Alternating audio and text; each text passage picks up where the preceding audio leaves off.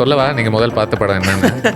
இவர் முதல் பார்த்த படம் வந்து பாகுபலி 1 இல்லை 2. 11th ஸ்டாண்டர்டில் பார்க்குறவங்க நினைப்பாங்க இப்போ அவரும் இவரும் என்ன பண்ணுறாங்க ஒரே இடத்துல பேசிக்கிட்டு அப்படின்ற மாதிரி. டாப் ஆஃப் த மவுண்டெயினில் இருக்கிற பீப்புளை வந்து நீங்கள் இன்டர்வியூ பண்ணியிருக்கீங்க, பாட்காஸ்ட் பண்ணியிருக்கீங்க. நிறைய பேர் கேட்பாங்க, ஓ நீங்கள் இவரை மீட் பண்ணீங்க, அவங்கள மீட் பண்ணீங்க, மீட் பண்ணும்போது பயங்கரமாக இருந்திருக்கும்ல அப்படி இப்படின்றத விட எனக்கு அவங்க ரொம்ப இன்ட்ரெஸ்டிங்கான ஒரு ஹியூமனாக தெரியுறாங்க. அந்த இன்ஃப்ளூயன்ஸ் தான் did it make you an atheist? நல்ல கேள்வி. நீங்கள் சினிமாவுக்கு அவ்வளோ இம்பார்ட்டன்ஸ் கொடுக்குறீங்க, அதை கிரியேட் பண்ண பீப்புள் கூட பேசுகிறீங்க, அதை சுற்றியே உங்கள் வாழ்க்கை இருக்கும்போது அதை பார்க்குற விதம் மாறி இருக்கா, இல்லை அதை கன்சியூம் பண்ணுற விதம் மாறி இருக்கா? ஒவ்வொரு கட்டத்துலையுமே கொஞ்சம் மாறிட்டே தான் இருக்குன்னு நினைக்கிறேன். பட் போக போக தான் அது. அஜித் சாரோட ஒரு இன்டர்வியூ நான் கேட்டேன். நிறையா பேர் அந்த ஹீரோ வர்ஷிப் அப்படிங்கிற என் கல்ச்சர் வந்து அஃபெக்ட் பண்ணியிருக்கு அப்படின்னு நான் ஃபீல் பண்ணேன். இந்த ஒரு டிஃப்ரென்ஸ் நீங்கள் சரியாக பார்க்குறீங்களா, தப்பாக பார்க்குறீங்களா, இல்லை எப்படி நீங்கள் பார்க்குறீங்களா? இமோஷனலி இந்த ஆர்ட்டுங்கிறது எப்படி ஒருத்தவங்களை ஹெல்ப் ஆகும்? I can be extremely vulnerable when I'm watching a film. Okay. In fact, it does not come from a place of rigidity. It comes from a place of great vulnerability. I am sitting there and I'm saying, sway me. எனக்கு இதெல்லாம் கேட்கும்போது உங்களுக்கு வந்து art ஒரு நல்ல companion மாதிரி feel ஆகுது எனக்கு. யாருக்கு இல்லை, எல்லாருக்குமே, எனிபடி, எவ்ரிபடி. எந்த ஒரு பாயிண்ட்ல ஜென்ரலாக ஒருத்தன் வந்து ஆர்ட்டோட இம்பார்ட்டன்ஸை புரிஞ்சுப்பான், அது தனிமையில் புரிஞ்சுப்பானா, இல்லை கஷ்டத்தில் புரிஞ்சுப்பானா, இல்லை ஹாப்பியாக இருக்கும்போது டிஸ்கவர் பண்ணுவானா? எனக்கு தெரியல, சந்தோஷத்தை விட துக்கத்தில் தான் நல்லா புரிஞ்சுக்கிறதுக்கான ஒரு ஸ்பேஸ் கிடைக்குதுன்னு நினைக்கிறேன். ஓகே. அதாவது இந்த இன்டர்வியூ இது வரைக்கும் பார்த்தாங்கன்னா நான் ஏதோ ரிலேஷன்ஷிப் கோச்சுன்னு நினைப்பாங்கன்னு நினைக்கிறேன். இவர் வந்து நல்ல ஒரு ஷ்ரிங்கை பிடிச்சிட்டு வந்திருக்காரு. நீங்கள் எங்கேயுமே பிடிக்க முடியாத ஒரு ஷ்ரிங்க் இவர்.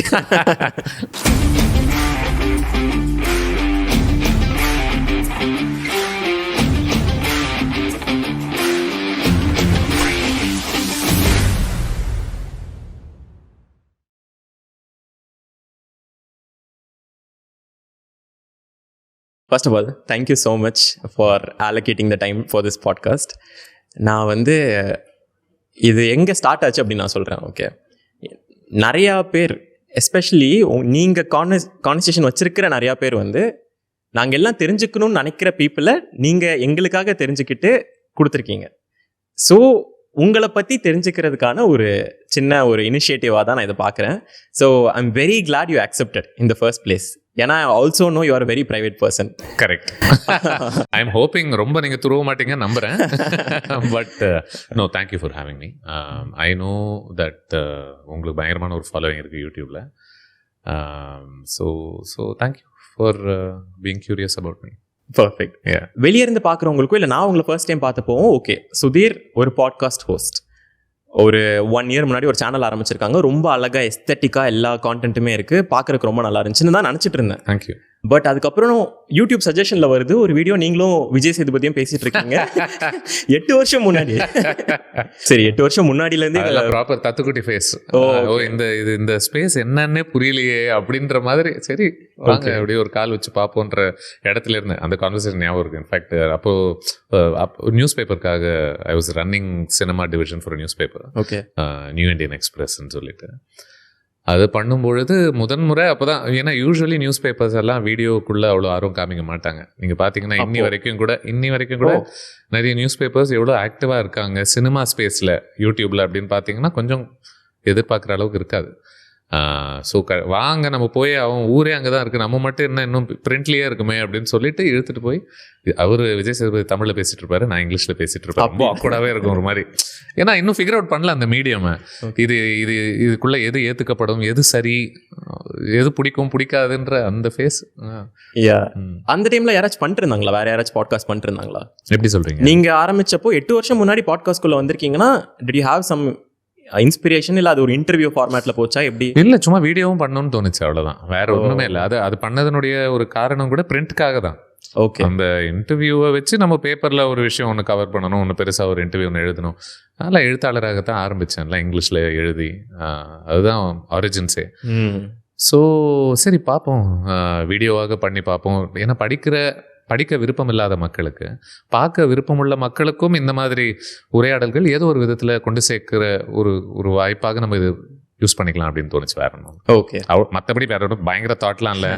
பாட்காஸ்ட்டை சரியாக பண்ணணும், ஆழமாக அப்படிலாம் ஒன்றுமே. சரி, வர்றதை இப்போதைக்கு பண்ணுவோம், போகிற போக்கில் அது எங்கே போகுதோ போகட்டும்னு விட்டாச்சு. ஓகே, ஸோ 8 வருஷம் முன்னாடி இதை நான் பிடிச்சேன் ஃபர்ஸ்ட். அதுக்கப்புறம் இன்னும் கொஞ்சம் பேக் ட்ரேஸ் பண்ணி நான் போகும்போது உங்களோட டிஜிட்டல் ஃபுட் பிரிண்ட்ஸ் எங்கெல்லாம் இருந்துச்சுன்னா கோரால இருந்துச்சு. முதல்ல அதை தூக்கணும்னு நினைக்கிறேன். ஸோ அங்கே பார்த்தப்போ தான் ஓகே நீங்கள் நிறைய ஏத்திசம் பற்றியோ இல்லை நிறைய ரிலேஷன்ஷிப் அட்வைஸ்லாம் கொடுத்துருந்தீங்க, நிறைய ஸ்ட்ராங் ஒப்பீனியன்ஸ் எல்லாம் இருந்துச்சு. இதெல்லாம் 13 வருஷம் முன்னாடி. ஸோ அதுக்கப்புறம் நான் கொஞ்சம் கொஞ்சமாக அதெல்லாம் படித்தப்போ இன்னும் கொஞ்சம் நல்ல ஒரு அண்டர்ஸ்டாண்டிங். ஆனால் ஓவராலாக அப்போலேருந்து இப்போ வரைக்கும் நான் பார்க்குற ஒரு காமன் பேட்டர்ன் என்னன்னா, you are always interested in understanding why humans do what they do and maybe how a human mind works. For sure. அது எப்படி ஸ்டார்ட் ஆச்சு அண்ட் இப்போ அந்த ஜேர்னி எப்படி போயிட்டு இருக்கு? ஐ திங்க் அதனால தான் இன்னமுமே நான் இந்த தொழிலை சந்தோஷமாக செய்கிறேன்னு நினைக்கிறேன். அதுதான் எனக்கு மிகப்பெரிய ஹாப்பினஸ்ஸே அங்கேருந்து தான் வருது. நிறைய பேர் கேட்பாங்க, ஓ நீங்கள் இவரை மீட் பண்ணீங்க, அவங்கள மீட் பண்ணும்போது பயங்கரமாக இருந்திருக்கும்ல அப்படி இப்படின்றத விட எனக்கு அவங்க ரொம்ப இன்ட்ரெஸ்டிங்கான ஒரு ஹியூமனாக தெரியுறாங்க. அண்ட் அவங்களுடைய ஒர்க் எனக்கு பிடிச்சிருக்கு. ஆமாம், கண்டிப்பாக. But as people also I'm very curious. இவங்களை எது ட்ரைவ் பண்ணுது, இவங்களை எது வழி நடத்துது, இவங்களுடைய உலக பார்வை என்னவாக இருக்குது, இவங்க பாசத்தை பற்றி என்ன நினைக்கிறாங்க, கோவத்தை பற்றி என்ன நினைக்கிறாங்க, சமூகத்தை பற்றி என்ன நினைக்கிறாங்க. எனக்கு அதெல்லாம் தான் ரொம்ப பிடிச்சிருக்கு. ஒவ்வொருத்தவங்களுடைய அவங்களுடைய ஒரு மூளை எப்படி இயங்குதுன்னு புரிஞ்சுக்கிறது தான் என்னுடைய ஒரு மிகப்பெரிய, எனக்கு ரொம்ப சந்தோஷம் கொடுக்குற ஒரு வேலையாகவே அதான் பார்க்குறேன் நான். அந்த fundamental sense of curiosity about people and different types of people வந்து மேபி லிட்ரேச்சர்லேருந்து வந்துச்சோன்னு தோணுது. ஓகே, டக்குன்னு யோசிக்கும்போது படித்த புத்தகங்களில் என்ன, நீங்கள் ஒரு சினிமாவை விட நீங்கள் ஒரு புக்கு படிக்கும் போது இல்லை, அதில் இருக்கக்கூடிய ஒரு ஸ்பேஸ் வந்து பலதரப்பட்ட வெரைட்டி ஆஃப் பீப்புளுடைய மைண்ட்ஸ் எப்படி இயங்குது, யாரையுமே அந்த இண்டிவிஜுவல்ஸ் டிஃப்ரெண்ட்டாக இருந்தாலுமே அதில் ரொம்ப கிளியராக இவன் தான் கெட்டவன், அவன் தான் நல்லவன்ட்டு அவ்வளோ சுலபமாக இருக்காது. அட்லீஸ்ட் நான் ரசித்த புக்ஸில் எல்லாத்துலேயுமே. ஸோ அது பார்க்க ஆரம்பித்த பிறகு இதில் இதுதான் சரி அதுதான் தப்பு அப்படின்ற ஒரு பாகுபாடு உடனடியாக உடஞ்சிருது. இதில் பல்வேறு விதமான மக்கள் அழகான மக்களாக இருக்கலாம் அப்படின்றத நீங்கள் புரிஞ்சுக்க ஆரம்பிக்கிறீங்க. ஸோ அழகுன்றது இது மட்டுமே இல்லை அப்படின்றது. ஸோ இப்போ என்ன ஆயிடுச்சு அப்படின்னா, கொஞ்சம் கொஞ்சமாக படங்கள் சார்ந்தும் சரி, படங்கள் எடுக்கிறவங்கள சார்ந்தும் சரி, உங்களுடைய அழகு என்ன அப்படின்றத நான் புரிஞ்சுக்க முயற்சி பண்ணுறேன். மோஸ்ட்லி ஒருத்தவங்க கூட பேசும்போது அந்த 1 ஹவருக்கு என்னுடைய தேடலாகவும் என்னுடைய வேலையாகவுமே என்னுடைய இன்ட்ரெஸ்டாகவுமே அதுதான் இருக்குன்னு நினைக்கிறேன். ஸோ நான் ஜென்ரலாகவே உங்களை பற்றி இந்த பாட்காஸ்ட்காக நான் ரீசர்ச் பண்ணும்போது டக்குன்னு இன்ஸ்டிங்டிவாக எனக்கு தோணுன ஒரு விஷயம் வந்து, இவர் லைஃபே வந்து ஒரு நல்ல ஒரு டேஸ்டோட அப்ரோச் பண்ணுறாரு. ரொம்ப ஒரு நல்ல ரசனை இருக்கிற ஒரு பர்சன். தேங்க்யூ. இல்லை டிஸப்பாயின்மெண்ட்ஸ்லாம் பார்க்காம ஒரு ஹாப்பி லைஃப்பில் இருக்கிற ஒரு மனுஷன் அப்படின்னு டக்குன்னு தோணுன ஒரு விஷயம். அண்ட் இதை தாண்டி ஐ am very sure that is not the actual reality. Absolutely not. I feel like உங்களோட கோப்பிங் மெக்கானிசம்னு என்ன சொல்லலாம்னா, இன்ட்ரோஸ்பெக்டிங்கில் அதை பற்றி யோசிச்சு ஒரு முடிவு எடுக்கிறது, இல்லை உங்கள் கூட நீங்கள் ஸ்பெண்ட் பண்ணுற டைமே வந்து உங்களுக்கு இதில் ஹெல்ப் பண்ணுது நான் அசியூம் பண்ணுறேன். நான் என்ன பண்ணேன்னா, இப்போ ரீசெண்டாக நான் காலையில் பேட்மிண்டன் விளாண்டுட்டு திருப்பி ரோட்டில் வந்துட்டு இருக்கும்போது ஒருத்தர் காரில் நான் வந்துட்டு இருந்தேன், பைக்கை நடு ரோட்டில் நிப்பாட்டிட்டு இருந்தார். எனக்கு வந்து ஹாங்க் பண்ணிகிட்டே இருக்கேன், தள்ளி நிப்பாட்டுங்கன்னு சொல்கிறேன். அவர் சைடில் வந்ததுக்கப்புறம் ஏன் தள்ளி நிப்பாட்ட மாட்டீங்களான்னு கேட்குறேன். என்னை திட்டுறாரு. கெட்ட வார்த்தை பேசி அவர் என்னை திட்டுறாரு. எனக்கு பின்னாடியும் வண்டி என்னால் நிப்பாட்டவும் முடியல. பட் எனக்கு இன்ஸ்டிங்டிவாக இருக்கிற ரியாக்ஷன் வந்து நான் இறங்கி போய் அவரை நான் கேட்கணும். கண்டிப்பாக என் ஈகோ இதாகிடுச்சுங்குது. ஆனால் என்னால் எதுவுமே நான் பண்ண முடியல. நான் அப்படியே போயிட்டேன். அதுக்கப்புறம் என்னோட கோப்பிங் மெக்கானிசம் என்னவா இருந்துச்சுன்னா, ஏன்னா எனக்கு தனியாக இதை பற்றி யோசிக்கிற அளவுக்கு அந்த டைமில் எனக்கு தோணலை. ஸோ நான் என்ன பண்ணேன், ChatGPT எடுத்து ஏன் இப்படி நடக்குது அப்படின்னு நான் கேட்டேன். ஸோ அது சயின்டிஃபிக்காக சொல்லிச்சு, இப்படி வந்து நம்ம டக்குன்னு நடந்தோன்னா அமிக்டலான்னு ஒன்று இருக்கும். ஸோ அது எல்லாமே அந்த லாஜிக்கலாக எதுவுமே நம்ம திங்க் பண்ண மாட்டோம், இன்ஸ்டிங்டிவாக ரியாக்ட் பண்ணுவோம். கொஞ்சம் டைம் போக போக தான் அந்த ப்ரீஃப்ரண்டல் கார்டெக்ஸ்னு ஒரு பார்ட் இருக்குது போல். ஸோ அந்த பார்ட் தான் லாஜிக்கலி நமக்கு ஆக்ட் ஆகும். ஸோ அதில் கொஞ்சம் நேரம் கழிச்சு தான் ஆக்டிவேட் ஆகும். அதனால தான் நீ இந்த மாதிரி ரியாக்ட் பண்ணுற. ஸோ அதுலேருந்து நான் என்ன பண்ணிட்டேன்னா, என்னோட கோப்பிங் மெக்கானிசம் வந்து எதுவாக இருந்தாலும் அதோட அந்த சயின்ஸை கற்றுக்கணும். அது நடக்காத ஒருத்தர் சென்னையிலே வாழ்ந்துருக்க முடியாதுன்னு நினைக்கிறேன். யாரோ ஒருத்தர்கிட்ட சம்மந்தமே இல்லாத திட்டு வாங்காத ஒருத்தர் ரோடுக்கு போயிருக்க முடியுமா நம்ம ஊரில்? அது கண்டிப்பாக நடந்திருக்கும். நடக்கும்போது நான் அது மோஸ்ட்லி எப்படி பார்ப்பேன் அப்படின்னா, ஃபர்ஸ்ட் ஆஃப் ஆல் இவங்களுக்கு நம்ம யாருன்னு தெரியாது. கரெக்டாக நம்ம தான் அது பர்சனலாக எடுத்துக்கிறோம். இது நீங்கள் வந்து உங்களை சார்ந்து ஒரு விஷயம் நடந்திருக்குன்னு நினைக்கிறீங்க. அவன் என்ன இப்படி சொல்லிட்டானே, அவனை பொறுத்த வரைக்கும் நீங்கள் யாருன்னு தெரியாது, நான் யாருன்னு தெரியாது, நம்மளுடைய வெறுப்புகள் தெரியாது, நம்ம வாழ்க்கை தெரியாது. அவனை பொறுத்த வரைக்கும் அந்த இடத்துல யார் மனுஷன் அந்த வேலையை செஞ்சுருந்தாலும் அப்படிதான் திட்டிருப்பான். ஸோ நம்ம ஏன் நமக்கு பொருத்தி பார்த்துக்கணும் அப்படின்ற ஒரு இடம் கொஞ்சம் உதவுதுன்னு நினைக்கிறேன். ரெண்டாவதாக அவனை விட்டுருங்க, நம்மளுடைய மென்டல் பீஸுக்கே அது பெட்டர் இல்லை. பயங்கரமாக அப்படி போடும்போது நமக்கும் இன்ஸ்டிங்க்ட், நமக்கு ஒன்றும் தெரியாத வார்த்தை ஒன்றும் கிடையாது. நீ போடுற வார்த்தையோடு நானும் விதவிதமாக போடுவேன், அட்ஜெக்டிவ்ஸ் எல்லாம் சேர்த்து கரெக்டாக. ஆனால் அது போட்டுட்டு அது நம்ம மைண்டில் அது ரொம்ப நேரம் ஊறிக்கிட்டு இருக்கும்ல, அந்த ஒரு வெறி, அந்த ஒரு கோபம். அது எனக்கு ரொம்ப இருக்கிறது வந்து மோஸ்ட்லி அந்த மாதிரி சில இடங்களில் ஒரு குட்டி கேப் இருக்கும். கரெக்டாக இப்போ ஒரு சண்டை வரப்போகுது, அவன் என்னை திட்ட போகிறான், நான் அவனை திட்ட போகிறேன் அப்படின்றது ஒரு ஒரு ஒரு 1-2-3 செகண்ட்ஸ் ஒரு கேப் ஒன்று இருக்கும். அப்படி நிறுத்த உடனே 2 பேரும் ஒருத்தர் அப்படி பார்த்துப்பீங்க. அந்த இடத்துல யாரோ ஒருத்தர் லைட்டாக சிரிச்சிட்டா முடிஞ்சிருச்சு. ஆக்சுவலி நெக்ஸ்ட் டைம் ட்ரை பண்ணி பாருங்க. கஷ்டம் அந்த வெறியில், ஆனால் நிஜமாக சொல்கிறேன், அந்த இடத்துல அவன் அப்படி திரும்ப பார்க்கும்போது அப்படின்ட்டு நீங்கள் அப்படி பண்ணீங்கன்னு வச்சுக்கோங்களேன், அப்படின்றான் அவன் அதில் ட்ரிகர் ஆகாமல் இருந்தால் சரி, வாய்ப்பே கிடையாது. நீங்கள் நக்கலாக பண்ணீங்கன்னா ட்ரிகர் ஆகும்.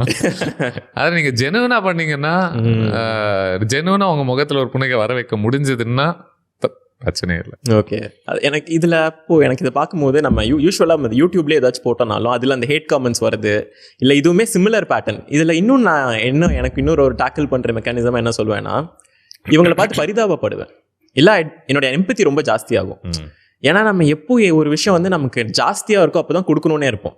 அப்போ அந்த டைமில் அவங்களுக்கு வந்து கோவம் ஜாஸ்தியாக இருந்திருக்கு, கொடுக்கணும்னு நினச்சிருக்காங்க. அவங்க சூழல் என்ன, அவங்க வாழ்க்கை என்ன, அவங்களுடைய நிர்பந்தங்கள் என்ன, கோவங்கள், தாபங்கள் நமக்கு தெரியாதுல்ல. கரெக்ட். அந்த மோமெண்ட்ல மேபி வெறியா சுத்திக்கிட்டு இருக்கும்போது மாட்டினாண்டா இவன் மேல இன்னைக்கு இறக்கிட்டோம்னா நம்ம வாழ்க்கையில வீட்டுக்கு நிம்மதியா போலான்ற ஜோன்ல இருக்கானா. ஓகே, ஸோ அதான் இப்போ நம்ம பேசினதே வந்து approach to a same scenario. இல்லை யாராவது இந்த இன்டர்வியூ இது வரைக்கும் பார்த்தாங்கன்னா நான் ஏதோ ரிலேஷன்ஷிப் கோச்சுன்னு நினைப்பாங்கன்னு நினைக்கிறேன். இல்லைன்னா இவர் வந்து நல்ல ஒரு ஷ்ரிங்கை பிடிச்சிட்டு வந்திருக்காரு. நீங்கள் எங்கேயுமே பிடிக்க முடியாத ஒரு ஷ்ரிங்க் இவர்.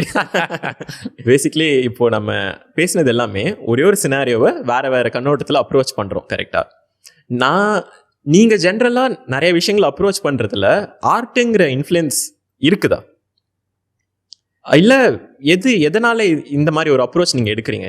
எல்லாமே எனக்கு ஆர்ட் தான். ஆக்சுவலி எல்லாமே அங்கேருந்து ஆரம்பிக்குது. ஆர்ட்னா என்ன? ஒரு விதத்தில் இந்த உலகத்தை தன் பார்வையின் வழியாக ஒருத்தன் சில உண்மைகள் தெரிஞ்சுக்கிறான், அந்த உண்மைகளை இந்த உலகத்துக்கிட்ட பகிர்ந்துக்கிறான் அப்படின்ற மாதிரி தான் நான் பார்க்குறேன். அது எந்த வடிவமாக இருக்கட்டும், அது ஒரு பெயிண்டிங்காக இருக்கட்டும், ஒரு லிட்ரேச்சராக இருக்கட்டும், ஒரு படமாக இருக்கட்டும், பாட்டாக இருக்கட்டும். எனக்கு ஏதோ ஒன்றத்தை எக்ஸ்ப்ரெஸ் பண்ணணும்னு தோணுது இந்த உலகத்தை பற்றி. அந்த எக்ஸ்ப்ரெஷன் வந்து நம்ம கவனிக்கும் போது நமக்குள்ளே அது ஏதோ ஒன்று கடத்த ஆரம்பிக்குது. அப்போது அது என்ன பண்ணுதுன்னா, ஃபர்ஸ்ட் ஆஃப் ஆல் நமக்கு மற்றவங்களுடைய பெர்ஸ்பெக்டிவை மற்றவங்க பெர்ஸ்பெக்டிவ் வழியாக வாழ்க்கையை பார்க்க நமக்கு ஹெல்ப் ஆகுது. அதுதான் எம்பத்தி, அதுதான் பேசிக் எம்பத்தி. அதுதானே, உன்னுடைய நிலையிலிருந்து மட்டும் நீ வாழ்க்கையை பார்க்காத, அவனுடைய நிலையிலிருந்து ஒரு நிமிஷம் பார்த்தீங்கன்னா, இப்போ நம்ம பண்ணோம்ல லாஸ்ட்டாக, அப்போ அவனுக்கு என்ன பிரச்சனையோ அப்படின்றது எம்பத்தி தானே. இப்போ ஆர்ட் அப்படி தானே, அவனுடைய பார்வையை அவன் நம்மக்கிட்ட பகிர்ந்துக்கும் போது, உன்னுடைய பார்வையிலேருந்து இந்த உலகம் எப்படி தெரியுதா, உன்னுடைய பார்வையிலேருந்து இதெல்லாம் எப்படி புரியுதா அப்படின்றது, அதுதான் பேசிக்காகவே நான் பார்க்குறேன். எனக்கு எல்லாமே அங்கேருந்துன்னா ஒரு பெரிய சின்ன வயசில் வளரும்போது, ஒரு பெரிய கஷ்டத்தில் இருக்கும்போதோ, ஒரு பெரிய தனிமையை சந்திக்கும் போதோ, ஒரு ரிஜெக்ஷனை சந்திக்கும் போதோ, எல்லா இடத்துலையுமே கூட இருந்திருக்குன்னு நினைக்கிறேன். புத்தகங்கள் வடிவமாக, படங்கள் வடிவமாக. நீங்கள் பெருசாக படம் பார்க்க மாட்டீங்க, சொல்லிட்டு இருந்தீங்க இன்டர்வியூக்கு முன்னாடி. சொல்லவா நீங்கள் முதல் பார்த்த படம் என்னென்னு? சரி சொல்லுங்க. இவர் முதல் பார்த்த படம் வந்து பாகுபலி 1 இல்லை 2, பாகுபலி 2 பார்த்துருக்காரு வாழ்க்கையில் முதல் தியேட்டரில் அப்படின்னு சொல்லிட்டு 11th ஸ்டாண்டர்டில். பார்க்குறவங்க நினைப்பாங்க, அப்போ அவரும் இவரும் என்ன பண்ணுறாங்க ஒரே இடத்துல பேசிக்கிட்டு அப்படின்ற மாதிரி. எனக்கு தான் அது தேவைன்னு நினைக்கிறேன் உங்ககிட்ட, அதனால தான் இந்த பாட்காஸ்ட். ஆர்ட் என்றைக்குமே கூடவே இருந்திருக்கு, உலகத்தை புரிய வச்சிருக்கு. அந்த டைமில் ChatGPTலாம் இல்லை. ஸோ சட்டுன்னு அப்படி எடுத்தோமா கேட்டோமான்லாம் நடக்காது. நீங்களாக உலகத்தை புரிஞ்சுக்கணும், உங்கள் வீட்டிலேருந்து புரிஞ்சுக்கிறதுக்கான வாய்ப்பு கிடைக்காது. அந்த ஜன்னல்கள், புக்ஸில் இருக்கக்கூடிய விண்டோஸும் படங்கள் கொடுக்க அந்த ஜன்னல்கள், அந்த கதவுகள் வழியாகத்தானே நீங்கள் உலகத்தையே புரிஞ்சுக்கிறீங்க, உலக மக்களை புரிஞ்சுக்கிறீங்க. அது வழியாகத்தான் பிரிவு, சோகம், கோபம், இதனுடைய ஃபவுண்டேஷன்ஸ் எல்லாம் புரிஞ்சுக்க ஆரம்பிக்கிறீங்கன்னு நினைக்கிறேன். ஸோ ஏதோ ஒரு விதத்தில் அது டெம்ப்ளேட்டாக உள்ளுக்குள்ளே வழி நடத்துக்கிட்டே தான் இருக்குன்னு நினைக்கிறேன். ஏதோ ஒரு விதத்தில் மற்ற உலகங்கள் பொறுத்தும் கலையை பொறுத்தும் சிந்திச்சுக்கிட்டே இருக்கிறது எனக்கு ஒரு பெரிய நிம்மதியும் ஆறுதலும் கொடுக்குதுன்னு நினைக்கிறேன் வாழ்க்கையில். என்னோட லைஃப்பில் நிறையா மக்கள் எஸ்பெஷலி ரொம்ப ஆர்ட் மேலே காதல் உள்ள மக்கள் கிட்ட நான் பார்த்த ஒரு காமன் ஆட்ரிபியூட், தப்பாக கூட இருக்கலாம் நான் சொல்கிறது, ஏன்னா என்னோட சாம்பிள் செட்டை வச்சு சொல்லுங்க. தேங்க்யூ. ஆமாம், யாருக்குமே வந்து பணம் மேலே பெருசாக ஒரு ஆர்வம் இல்லை. ஓகே, அது நல்ல விஷயமா இருக்கலாம், தப்பான விஷயமா இருக்கலாம். பட் இப்போது இந்த மேஸ்லோ ஹைரார்க்கின்லாம் ஒன்று சொல்லுவாங்க, கேள்விப்பட்டிருக்கீங்களான்னு தெரியல. ஜென்ரலாக அந்த ஒரு பேசிக் நீட்ஸ் எல்லாம் இருக்கும் போதே பணம் அப்படிங்கிறது ஒரு பேசிக் தேவையா நிறைய பேருக்கு இருக்கும். ஆமாம், கண்டிப்பாக. கரெக்டா? இப்போ ஆனால் நான் கான்வர்சேஷன் வச்சுக்கிட்ட நிறைய பீப்புள் கிட்ட அதை தாண்டி அவங்க யோசிக்கிறாங்க. இல்லை அப்படிதான் எனக்கு புரிஞ்சுக்கிட்டேன் அவங்கள பற்றி நான் கற்றுக்கிட்டப்போ. ஏன்னா ஆர்ட் மேலே காதல் இல்லாதவன்ட்டு நான் பேசும்போது அது தெரில, இவங்க வேற மாதிரி பார்க்குறாங்க. அண்ட் இன்னொன்றுமே ஒரு காமனான ஒரு ஸ்டீரியோவும் என்ன இருக்கும்னா, ஆர்டிஸ்ட் ப்ரோக் ஆர்டிஸ்ட்டுங்கிறது ஒரு பெருமையான ஒரு விஷயமா இருக்கும். So what is the relationship between? எனக்கு அந்த ப்ரோக் ஆர்டிஸ்ட் ஸ்டீரியோ டைப் மாதிரிலாம் அவ்வளோ நம்பிக்கை இல்லை. மேபி அது ரொம்ப ரொமான்டிக்காக இருந்துச்சு சின்ன வயசில். அப்போது நான் இங்கிலீஷ் நாவல்ஸ் எல்லாம் எழுதணும் அப்படின்றது தான் ஒரிஜினல் ஆம்பிஷனாக இருந்துச்சு. ஸோ அந்த ஸ்பேஸில் இருக்கும்போது கண்டிப்பாக இதில் இந்த பணம்லாம் சம்பாதிக்க தேவையில்லை. இன்ஃபேக்ட் அது ஒரு படிக்கு மேலே போய் யாரும் படிக்க கூட தேவையில்லை. இதை நான் எழுதுவது என்னுடைய எக்ஸ்பிரஷனுக்காக, என்னுடைய சாட்டிஸ்ஃபேக்ஷனுக்காக. அப்படியே ஏழ்மையில் தனியாக எழுதிக்கிட்டு புக்காக அப்படியே வீடு பூரா நிரப்பிக்கிட்டு அப்படியே உட்காந்துருப்பேன் அப்படின்ற சொல்ல தான் இருந்தேன். பட் அது ப்ராக்டிக்கலில் அது ரொம்ப, அது ஒரு டீனேஜ் பருவத்தில் வரக்கூடிய ரொம்ப ரொமான்டிக்கான ஒரு ஐடியா அப்படின்னு நான் நினைக்கிறேன். அதில் ஒரு அந்த ஒரு ரிபெல்லியஸ் ஃபேஸ் வேறு இருக்கும்ல. இன்னும் நீங்கள் சொன்ன ப்ரீ ஃப்ரான்டல் கார்டெக்ஸ்லாம் அவ்வளோ டெவலப் ஆகாத ஒரு ஸ்பேஸு. அதனால் வெறியாக தான் சுற்றிக்கிட்டு இருப்போம் அந்த டைமில். பட் அந்த ஸ்பேஸ்லேருந்து I think you move on. ஏன்னா கலையை உருவாக்குறதுக்கு நேரம் தேவைப்படுது, நேரம் உங்களுக்கு உருவாக்கிக்கிறதுக்கு பணம் தேவைப்படுது. அது இல்லாமல் பசியில் உட்காந்துட்டு நீங்கள் கலையை உருவாக்குறது அட்லீஸ்ட் எனக்கு ரொம்ப கஷ்டம். எனக்கு நல்ல தூக்கம் தேவை. நான் ஸ்கிரிப்ட்ஸ்லாம் கூட இப்போ ஒர்க் பண்ணிகிட்ருக்கேன். எனக்கு அன்றைக்கி ஒரு நாள் உட்காந்து ஒரு விஷயத்தில் ஒர்க் பண்ணணும், கேரக்டர்ஸை டெவலப் பண்ணணும், ஒரு கதையை எழுதணும் அப்படின்ற ஜோனுக்குள்ளே போகணும்னா நல்ல தூக்கம் இருந்திருக்கணும், நல்லா சாப்பிட்ருக்கணும். வயிற்றை கிள்ளிக்கிட்டே நீங்கள் எழுத முடியாது. கரெக்டாக? ஸோ அதுக்கு ஒரு அடிப்படை தேவைக்கான ஒரு பணம் கண்டிப்பாக தேவைப்படுதுன்னு நினைக்கிறேன். பட் ஐ திங்க் நீங்கள் என்ன சொல்ல வரீங்க அப்படின்னா, கலையில் ஈடுபாடு இருக்கும்போது, உலகத்தை இன்னும் ஆழமாக புரிந்து கொள்ளும்போது, பணம் மட்டுமே ஒரு பிரதானமான தேடலாக இருப்பது ரொம்ப அர்த்தமில்லாத தேடலாக கொஞ்சம் ஏர்லியாகவே புரிஞ்சிருதுன்னு நினைக்கிறேன். ஓகே, எதுக்காக நீ வாழற அப்படின்னா உன்னுடைய ஒரு பெர்மனெண்ட் கோலாக எதுவுமே இருக்காதுன்னு நினைக்கிறேன். பட் அது வந்து ஒரு பணம் சார்ந்த மைல் ஸ்டோன்ஸாகவே இருக்கும்போது என்ன மாதிரி ஆட்களுக்கு அது நிம்மதியான உறக்கத்தை கொடுக்குமான்னு தெரியல. ஓகே ஓகே, அந்த ஒரு டிசைர் வந்து எப்படியோ அதை கம்மி ஆகிருச்சு. ஆனால் அடிப்படைக்கு தேவை. அப்புறம் இன்னொன்று கூட சொல்லிடுறேன், நம்மளுடைய ஒர்த்தை நம்ம தான் இந்த உலகத்து மேலே நிலநாட்ட வேண்டியிருக்கு. இல்லாட்டி இந்த உலகம் வந்து ஜோக்கர் டார்க் நைட்டில் சொல்கிற மாதிரி தான், if you're good at something don't do it for free. கரெக்டாக? நான் அதை ஆணித்தனமாக நம்புகிறேன். ஏன்னா நீங்கள் இதுக்குள்ளே ஒரு விஷயம், நீங்கள் before you become good at something, அதில் எவ்வளோ தூங்கா இரவுகள் இருக்கும், அதுக்குள்ளே எவ்வளோ ஒரு பெரிய ஒரு நேர செலவு இருக்கும், எவ்வளோ தியாகங்கள் இருக்கும். அதெல்லாம் உங்களை பயன்படுத்திக்கக்கூடிய ஒருவனுக்கு தெரிய போகிறது கிடையாது. கரெக்டாக? அந்த இடத்துல நீங்கள் பட்ட கஷ்டங்களுக்கெல்லாம் ஏதோ ஒரு விதத்தில் அது ஒரு டிரான்சாக்ஷனாகத்தான் இருக்கிறது. நல்லது தான் நினைக்கிறேன் ஒரு பேசிக்காக. பட் அதுதான் புரியுது கோலே அப்படின்ற ஒரு இடத்துலேருந்து இருக்க தேவையில்லை. ஸோ ஹெல்தி பேலன்ஸ் ஸ்ட்ரைக் பண்ணலாம்னு நினைக்கிறேன். Monetize everything that your good at, but don't make the monetization itself the ultimate goal. Make sense. Okay, இப்போ most of the things that you do revolve around conversation. கரெக்டாக? இந்த never get closer to your super ஹீரோஸ்னு ஒன்று சொல்லுவாங்க இல்லையா? அது மாதிரி கான்வர்சேஷன்னால யாரு கூடயாவது நீங்கள் தள்ளியும் போயிருக்கலாம் இல்லையா? அதுவும் ஒரு பாசிபிலிட்டி இல்லை. இப்போ அவங்கள பற்றி நிறையா தெரிஞ்சுக்க இவங்க நம்ம கரெக்டான பர்சனாக இருக்க மாட்டாங்கன்னு ஒரு ஸ்கோப் வரும்ல. பட் நீங்கள் எப்போ தள்ளி போவீங்க? நீங்கள் அது ஒரு ஜட்ஜ் பண்ணும்போது தானே.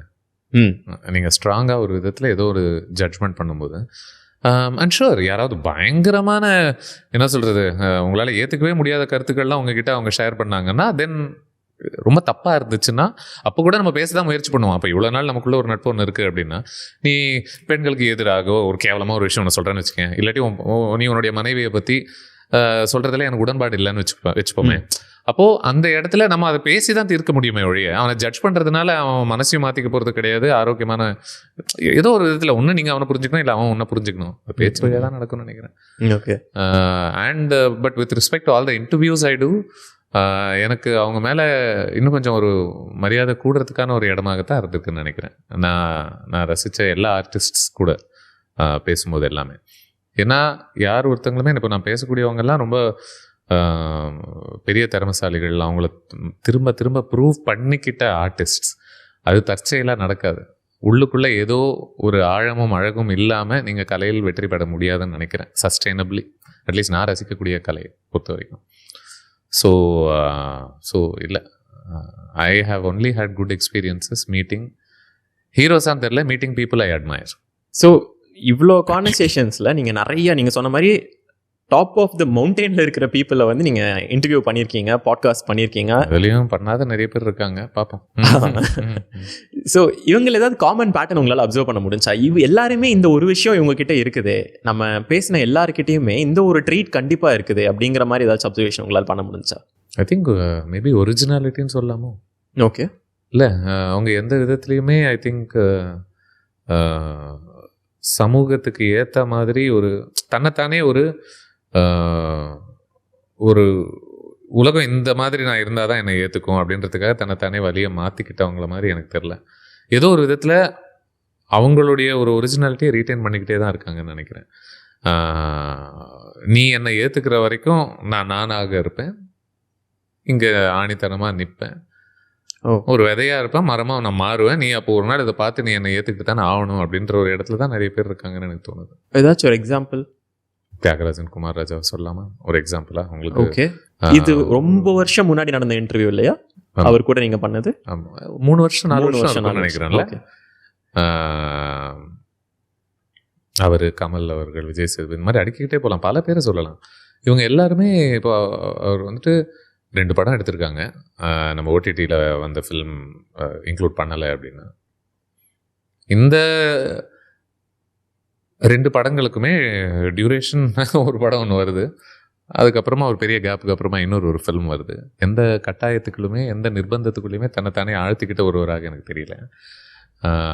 வாழ்க்கையை இப்படித்தான் வாழணும், சந்தோஷன்றது சமூகம் எனக்கு இப்படித்தான் அப்படின்னு ஒன்று சொல்லியிருக்கு, அது வழியாக போனால் மட்டும்தான் எனக்கு சந்தோஷம் கிடைக்கும்னு நம்புறவங்க மாதிரி தெரியல. என்னுடைய வாழ்க்கைக்கும் என்னுடைய அமைதிக்கும் தேவையானது என்ன அப்படின்றத முதல்ல நான் புரிஞ்சுக்கணும் அப்படின்னு நினைக்கிறேன். அதை எப்பேற்பட்ட காரணத்துக்காகவும் நான் விட்டு கொடுக்க போகிறது கிடையாது.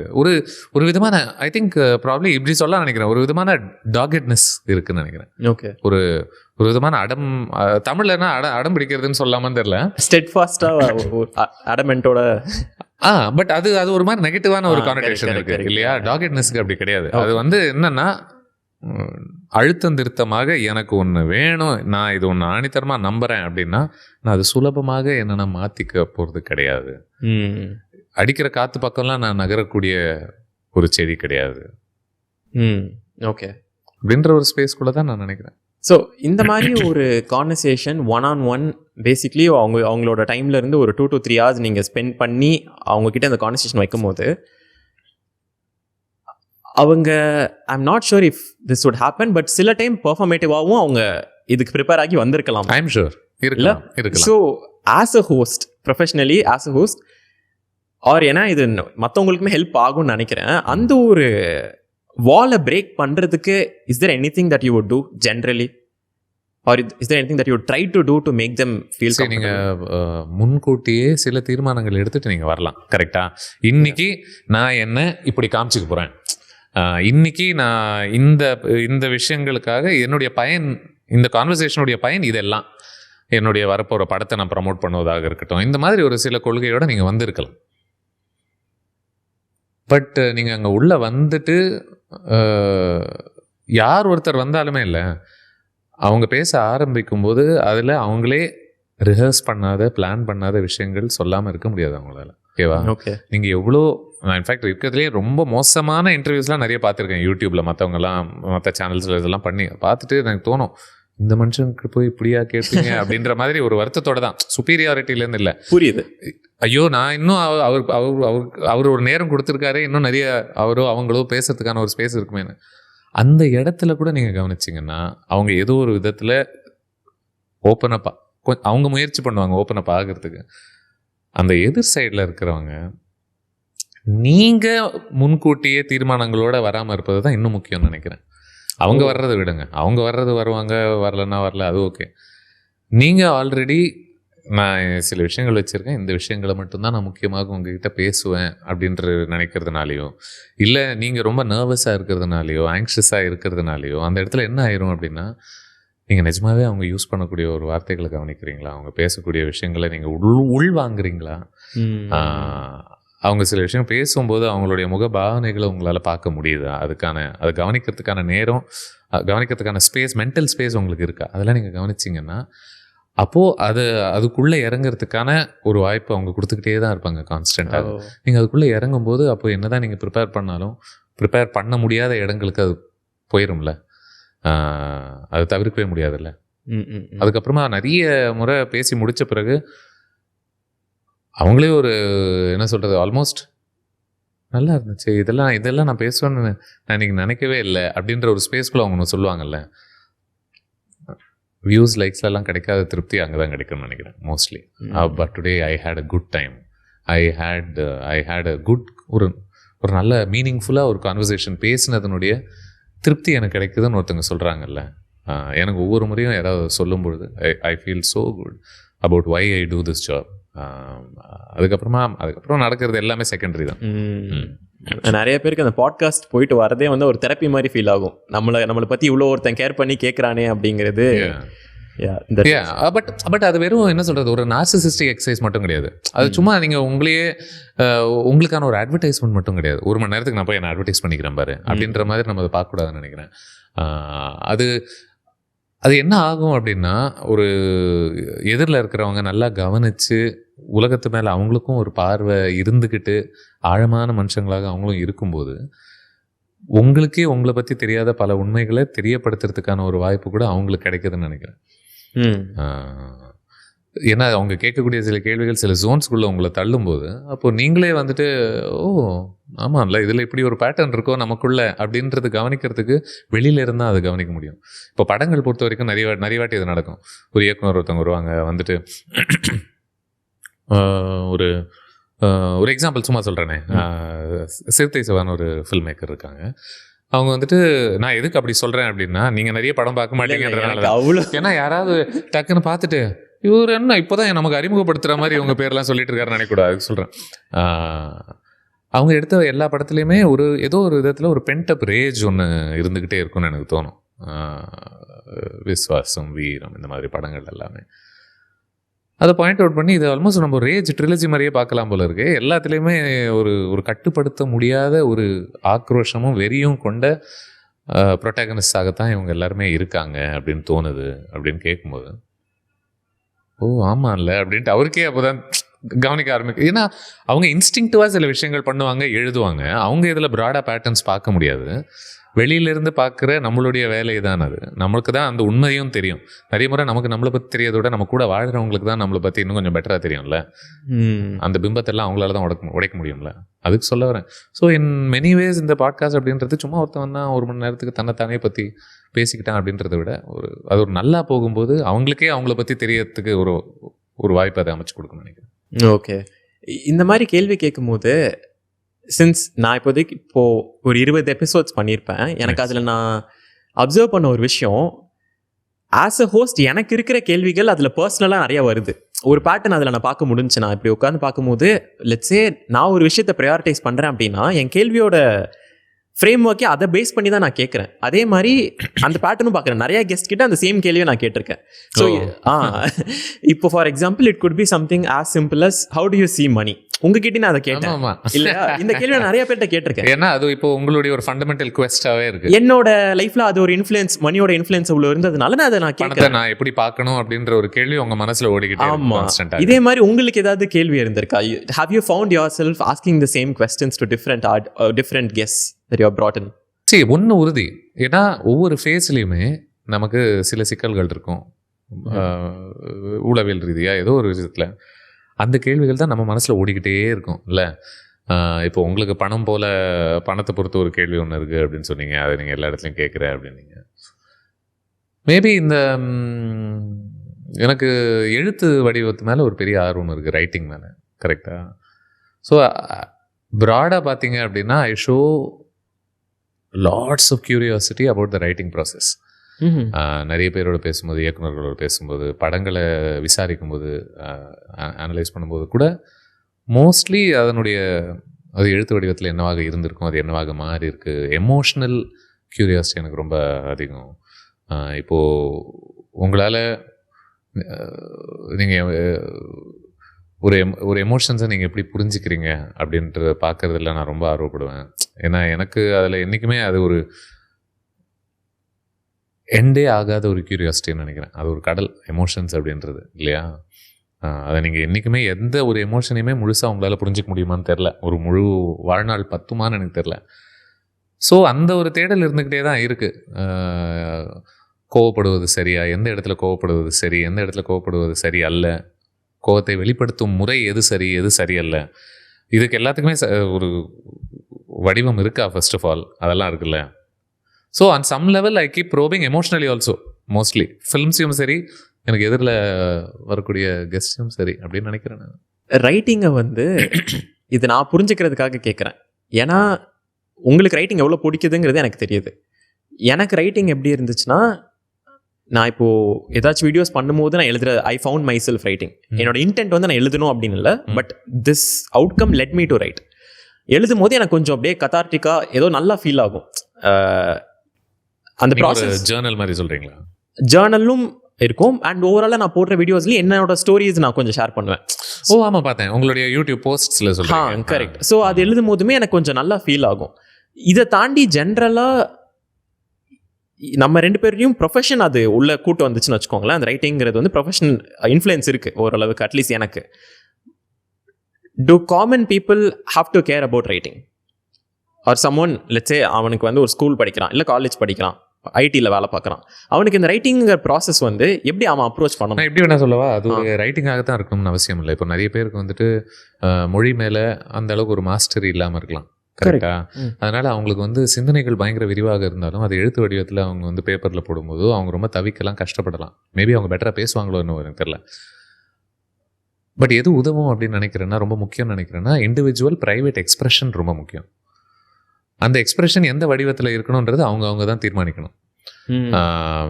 அது அது எப்படி வேணா இருந்துட்டு போட்டோம் அப்படின்ற நான். பட் ஏன் அந்த எக்ஸ்பிரஷன் முக்கியம்? ப்ரைவேட் எக்ஸ்பிரஷன் தான் உங்களை ஏதோ ஒரு விதத்தில் பர்ஜுன்னு ஒரு அழகான ஒரு வார்த்தை இருக்குது இங்கிலீஷில். அது உங்களை சுத்தப்படுத்துதுன்னு நினைக்கிறேன் உள்ளுக்குள்ளே. இல்லைன்னா பர்ஃபார்மன்ஸாகவே இருக்கும்ல எல்லா இடத்துலையுமே. வேற ஒருத்தங்க நம்மளை பார்த்துக்கிட்டே இருக்கும்பொழுது நம்ம அந்த பார்வையாளருக்காக ஏதோ ஒரு விதத்தில் ஒரு சின்ன பர்ஃபார்மன்ஸ் நடந்துக்கிட்டே இருக்கும். அது எவ்வளோ க்ளோஸாக இருக்கிறவங்க கிட்டேயுமே இல்லையா? யாருமே இல்லாத நீங்கள் மட்டும் ஒரு தனி இடத்துல இருக்கும்போது தான் நீங்கள் ஆத்தென்டிக்காக ஏதோ ஒரு விதத்தில் இருக்க ஆரம்பிக்கிறீங்க. அந்த இடத்துல உங்களை நீங்கள் வெளிப்படுத்திக்கிறதுக்கான ஒரு வாய்ப்பு கிடைக்கும்போது தான் ஐ திங்க் ஏதோ ஒரு விதத்தில் உங்களுக்குள்ள நீங்கள் சந்திக்காத இல்லை சந்திக்க விருப்பம் இல்லாத விஷயங்கள் வெளியே வர்றதுக்கான ஒரு வாய்ப்பு அமையுதுன்னு நினைக்கிறேன். நம்மளே புரிஞ்சுக்கணும்னு சொல்கிறீங்க இல்லையா? இந்த மாதிரி அங்கேருந்தா எல்லாமே ஆரம்பிக்குதுன்னு நினைக்கிறேன்.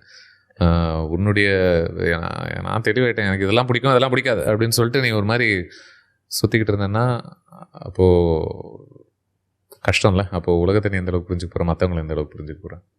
ஓகே, எனக்கு இதில் நிறைய கேள்வி வருது. பட் எனக்கு எப்படி அதை ஆர்டிகுலேட் பண்ணுன்னு கூட தெரியல. ஏன்னா நீங்கள் இந்த ஆழமாக யோசிக்கிறத பற்றி நிறைய நம்ம மாறிக்கிட்டும் இருக்கோம். அதுவும் நம்ம முக்கியமாக கவனிக்கணும். இப்போது நான் இது அப்படின்ற ஒரு விஷயம் ஒன்று எல்லாருமே பரவலாக சொல்லிக்கிட்டு இருப்பாங்க இல்லை? நிறைய நண்பர்களோட நம்ம பேசும்போது ஏதாவது ஒரு டிஃப்ரென்ஸ் ஆஃப் ஒப்பீனியன் வரும்போது எனக்கு இது நான் அப்படின்றது, அந்த நான் அப்படின்றது அசைக்க முடியாத ஒரு விஷயம் கிடையாது. அது மாறிக்கிட்டே தானே இருக்குது காலப்போக்கில். இப்போது நீங்கள் இன்னி தேதிக்கு சொன்னீங்க பணத்தை பொறுத்து எனக்கு ஒரு தேடல் இருக்குது, அதை பொறுத்து தான் என்னுடைய சிந்தனைகள் அதிகமாக இருக்குது, அதனால் கேள்விகள்லாம் அங்கே வருதுன்னு. எனக்கு தெரிஞ்ச 5-10 வருஷத்துக்கு அப்புறம் நீங்கள் வேறு ஒன்று யோசிக்க ஆரம்பிச்சிருவீங்க. இதுக்கான ஒரு தீர்வோ இல்லை இது உங்களுக்கு சலிச்சு போயோ ஏதோ ஒரு விதத்தில் இதை நீங்கள் கடந்து போயிடுவீங்க. கடந்து போய் வேறு ஒரு இடத்துக்குள்ளே நீங்கள் எக்ஸ்ப்ளோர் பண்ண ஆரம்பிச்சிருவீங்க. அப்போது அந்த நான் அப்படின்ற ஒரு விஷயமே மாறிக்கிட்டே தான் இருக்குது. நீங்கள் சொன்னீங்கல்ல, நான் உங்களை பற்றி ஒரு 10-12 வருஷம் முன்னாடி நீங்கள் ஏதோ ஒன்று எழுதுனதெல்லாம் படித்தேன், எனக்கு நினச்சாலே எனக்கு கொஞ்சம் எம்பாரசிங்காக இருக்குது. அதில் ஒன்றும் தப்பாக இருக்குன்னு நான் சொல்ல வரல. ஆனால் அது அவன் செத்து போயிட்டான், அதுதான் உண்மை. அவன் அந்த டைமில் உயிர் வாழ்ந்த என்னுடைய ஒரு வேர்ஷன். கரெக்டா? 2 வருஷத்துக்கு முன்னாடி நான் இருந்ததே நான் இன்னைக்கான்னு எனக்கு தெரில. ஏன்னா அந்த 2 வருஷத்தில் ஒரு பெரிய மாற்றம் நடந்திருக்கும் ஏதோ ஒரு விதத்தில்.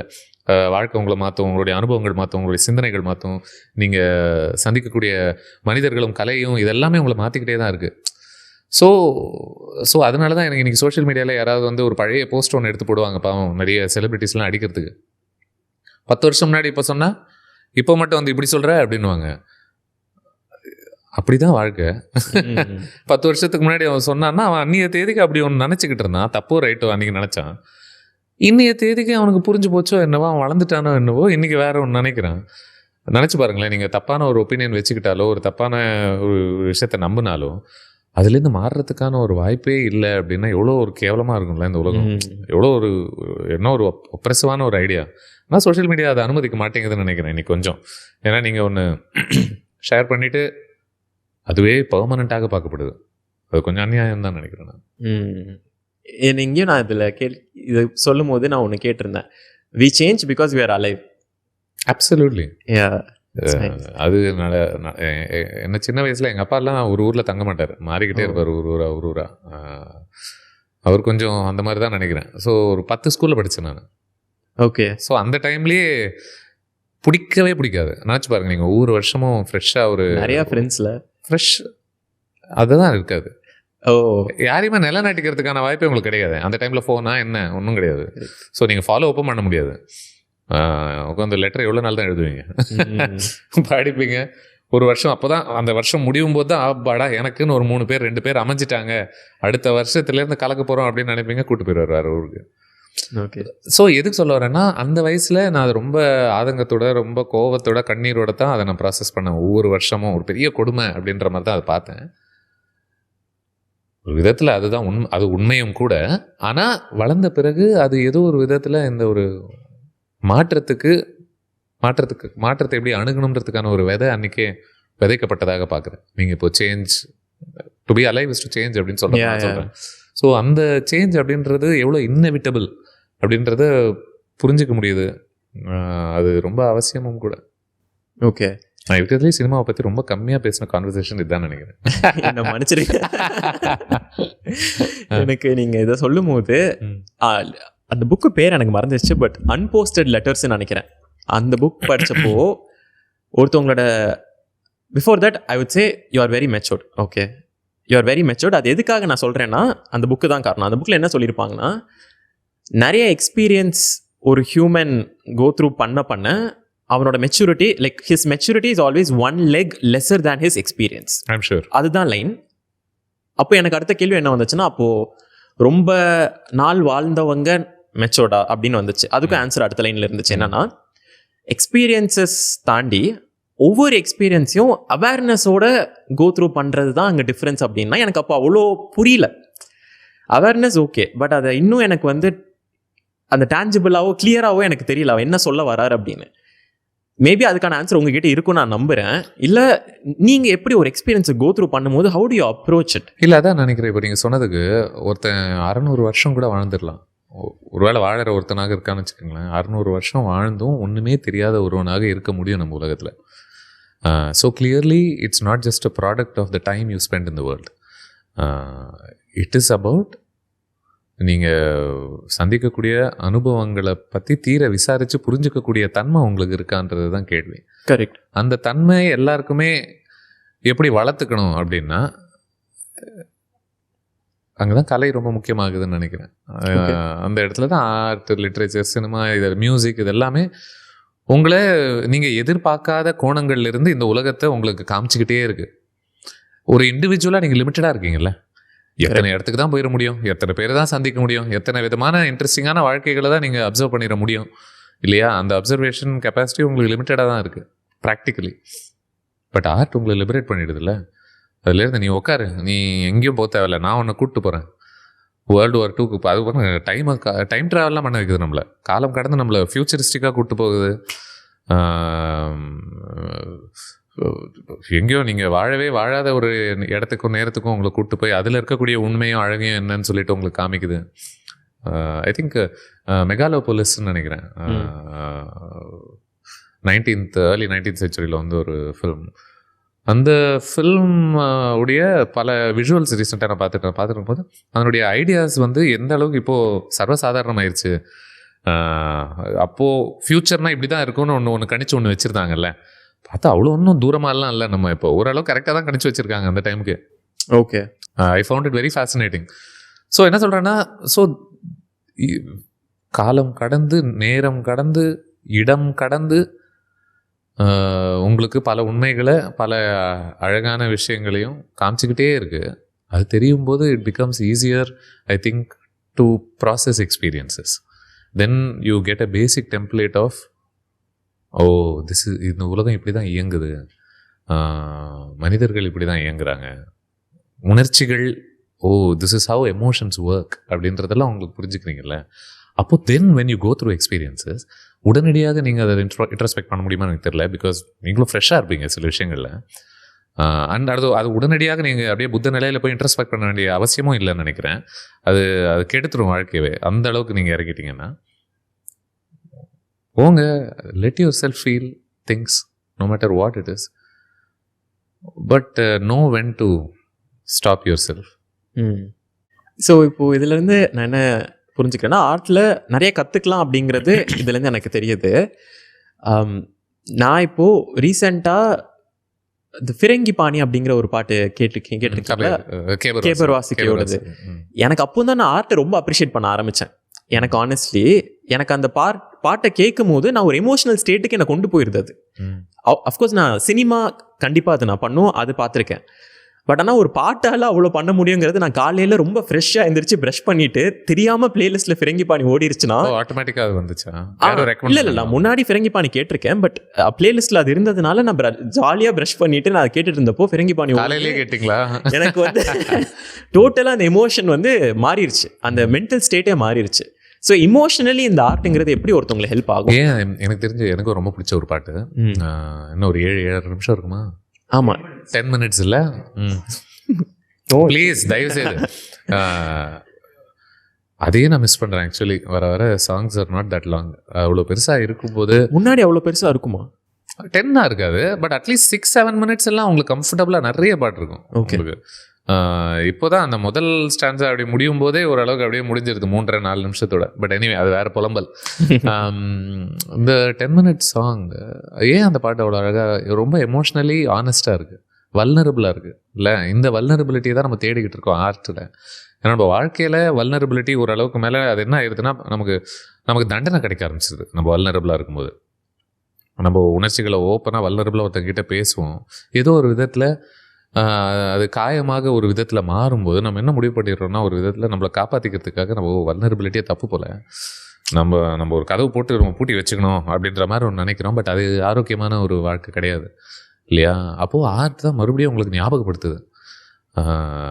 அண்ட் ஃபிரங்கி பாணி அது பியூட்டிஃபுல்லாக செய்யுதில்ல. ஒருத்தன் வந்து அந்த பெண்ணு கூட அவனுக்கு இருக்கக்கூடிய ஒரு அனுபவங்கள் என்னவாக இருந்துச்சு, அவனுடைய விஷுவல் என்னவாக இருந்துச்சு.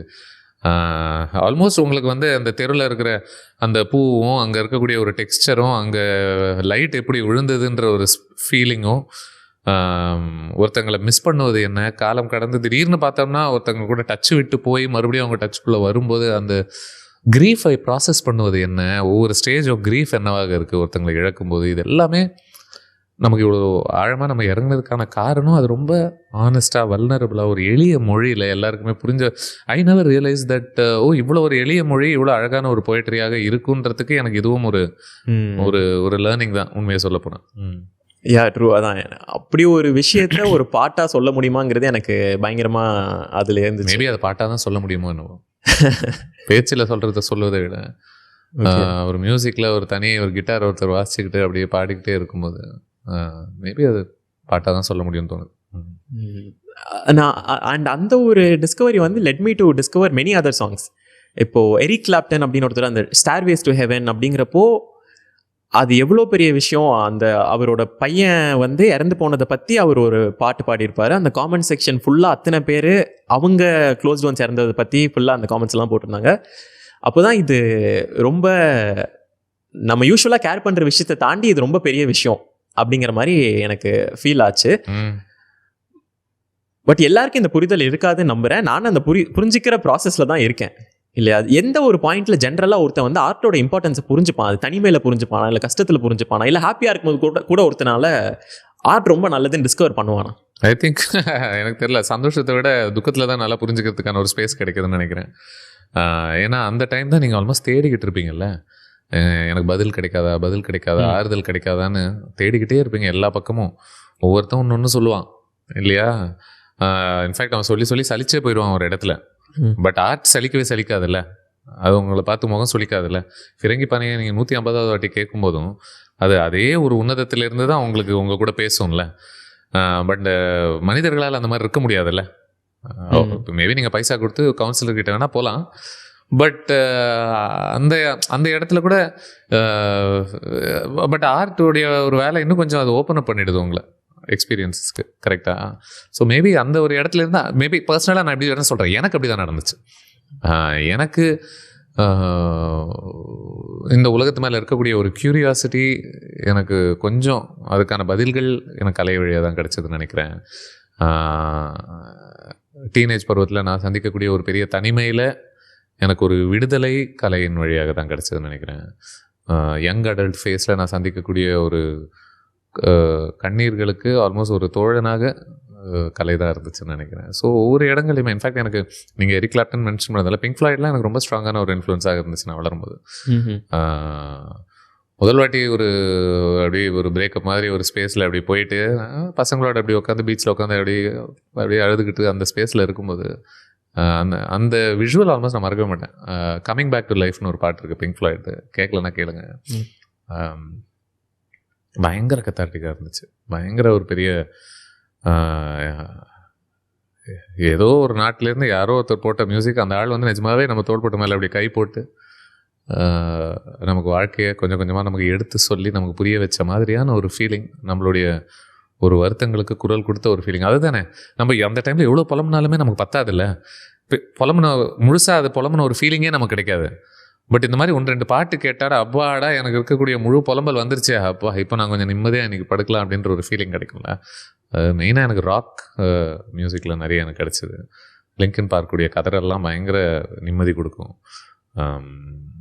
ஐ think the songs are also ஃபிரங்கி பாணி. இந்த மாதிரி சாங்ஸ் எல்லாமே இது ஒரு டைம் கேப்சூலாகவே ஆயிடுதுன்னு நினைக்கிறேன்ல. அந்த பாட்டை நீங்கள் எப்போ போட்டிங்கனாலுமே டக்குன்னு அந்த கேப்சூல் அப்படி ஓப்பன் அப் ஆகி அன்றைய தேதிக்கு நீங்கள் முதல் வாட்டி கேட்கும்போது நீங்கள் என்னவாக இருந்தீங்க, உங்கள் அந்த நேரத்தில் இருந்த வாசனைகள் என்ன, உங்கள் கண்ணில் தெரிஞ்ச விஷயங்கள் என்ன, உங்களுடைய உணர்ச்சிகள் என்ன, அந்த அந்த உலகத்தை மறுபடியும் உங்களுக்கு ஞாபகப்படுத்திடுதுன்னு நினைக்கிறேன். ஸோ அந்த வேலையும் கூட செய்யுது, டாக்குமெண்ட் கூட பண்ணுது. உங்களுக்கு ஆறுதல் மட்டும் கொடுக்கல. இப்போ நான் எப்போ கம்மிங் பேக் டு லைஃப் கேட்டாலுமே எனக்கு உடனடியாக அந்த நிலா வெளிச்சத்தில் அந்த பீச் என்னவாக இருந்துச்சுன்னு என்னால் இன்றைக்கி கூட என் கண்ணுக்கு டக்குன்னு அந்த விஷுவல் எனக்கு வந்துட்டு போகுது. என்னை சுற்றி இருந்த 2 பசங்க, அவங்க என்ன போஸ்டில் உட்காந்துக்கிட்டு இருந்தாங்க மண்ணு மேலே. ஒருத்தன் மண்ணை என்ன பண்ணிகிட்டு இருந்தான், நோண்டிக்கிட்டு இருந்தான் வரல வச்சுட்டு, இன்னொருத்தன் என்ன பண்ணிட்டு இருந்தான். இது எல்லாமே டக்குன்னு நமக்கு ஞாபகப்படுத்துதுன்னு நினைக்கிறேன். அது அந்த பாட்டு இல்லைன்னா நான் மறந்துருப்பேன். எனக்கு இதெல்லாம் கேட்கும்போது உங்களுக்கு வந்து ஆர்ட் ஒரு நல்ல கம்பேனியன் மாதிரி ஃபீல் ஆகுது எனக்கு. யாருக்கு இல்லை, எல்லாருக்குமே. Okay, anybody, everybody, very important companion also.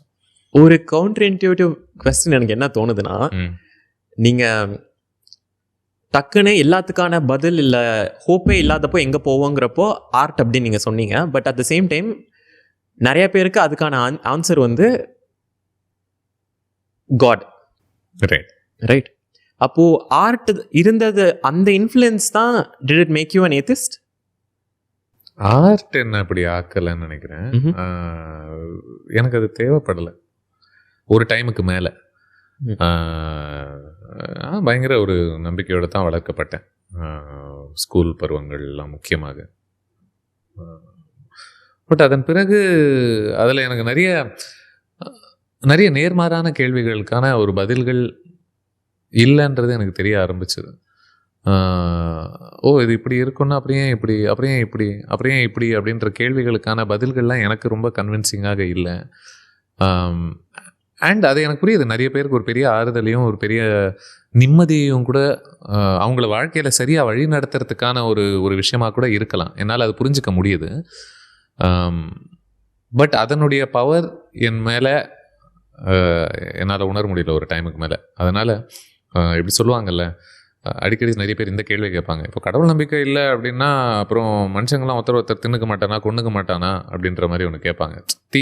உலகமே அப்புறம் தீங்கு செய்வதை தடுப்பது எது அப்படின்ற ஒரு கேள்வி ஒன்று சொல்லுவாங்க. நான் வந்து மனித சமூகத்து மேலே இன்னும் கொஞ்சம் எக்ஸ்ட்ரா நம்பிக்கை வச்சுருக்கேன். என்ன அப்படின்னா, நீ ஒருத்தனை போய் நீ வந்து அடிக்காமல் கொல்லாமல் இருக்கிறதுக்கு காரணமாக ஃப்யூச்சரில் ஒருத்தர் வந்து என்னை தண்டிச்சிருவாரோன்ற ஒரு பயம்தான் உன்னை கட்டுப்படுத்துதுன்னு நான் நம்பலை. நிஜமாவே ப்ராக்டிக்கலி நான் அவனை பண்ணலன்னா என்னை இன்னொருத்தன் பண்ண மாட்டான்னு நீ புரிஞ்சுக்கிட்டேனாலும் நீ பண்ணாமல் இருக்கிறதுக்கு வாய்ப்பு இருக்குதுன்னு நினைக்கிறேன். ஸோ எனக்கு அது ஒரு டைமுக்கு மேலே நிஜமாவே எனக்கு அது தேவைப்படல. அண்டு 20களில் ரொம்ப அதை பற்றி டிபேட்ஸ் எல்லாம் தெரிச்சுக்கிட்டு இருக்கோம். ஒருத்தன் நான் நம்புறேன்னுவான், நம்ம நம்பலன்னுவோம், மாறி மாறி இதையே பேசிக்கிட்டு இருப்போம். எனக்கு இப்போ ஆக்சுவலி கொஞ்சம் சரிச்சு கூட போச்சு. அவ்வளோ அது ஒரு இன்ட்ரெஸ்டிங் டாப்பிக்காக கூட எனக்கு தோணல. இந்த டிஸ்கஷன் அபவுட் அஃப்கோர்ஸ் நம்ம சமூகத்தில் உலக சமூகத்தில் பொலிட்டிக்கலி ஓவரால் ப்ராடாக அது ரொம்ப முக்கியமான ஒரு டாப்பிக்காகவே இருந்துக்கிட்டு வருது. பட் பர்சனலி அதில் இதுக்கு மேலே யோசிக்கிறதுக்கோ அதை புரிஞ்சுக்கிறதுக்கோ அவ்வளோ ஒன்றும் இல்லைன்னு நினைக்கிறேன் நான்.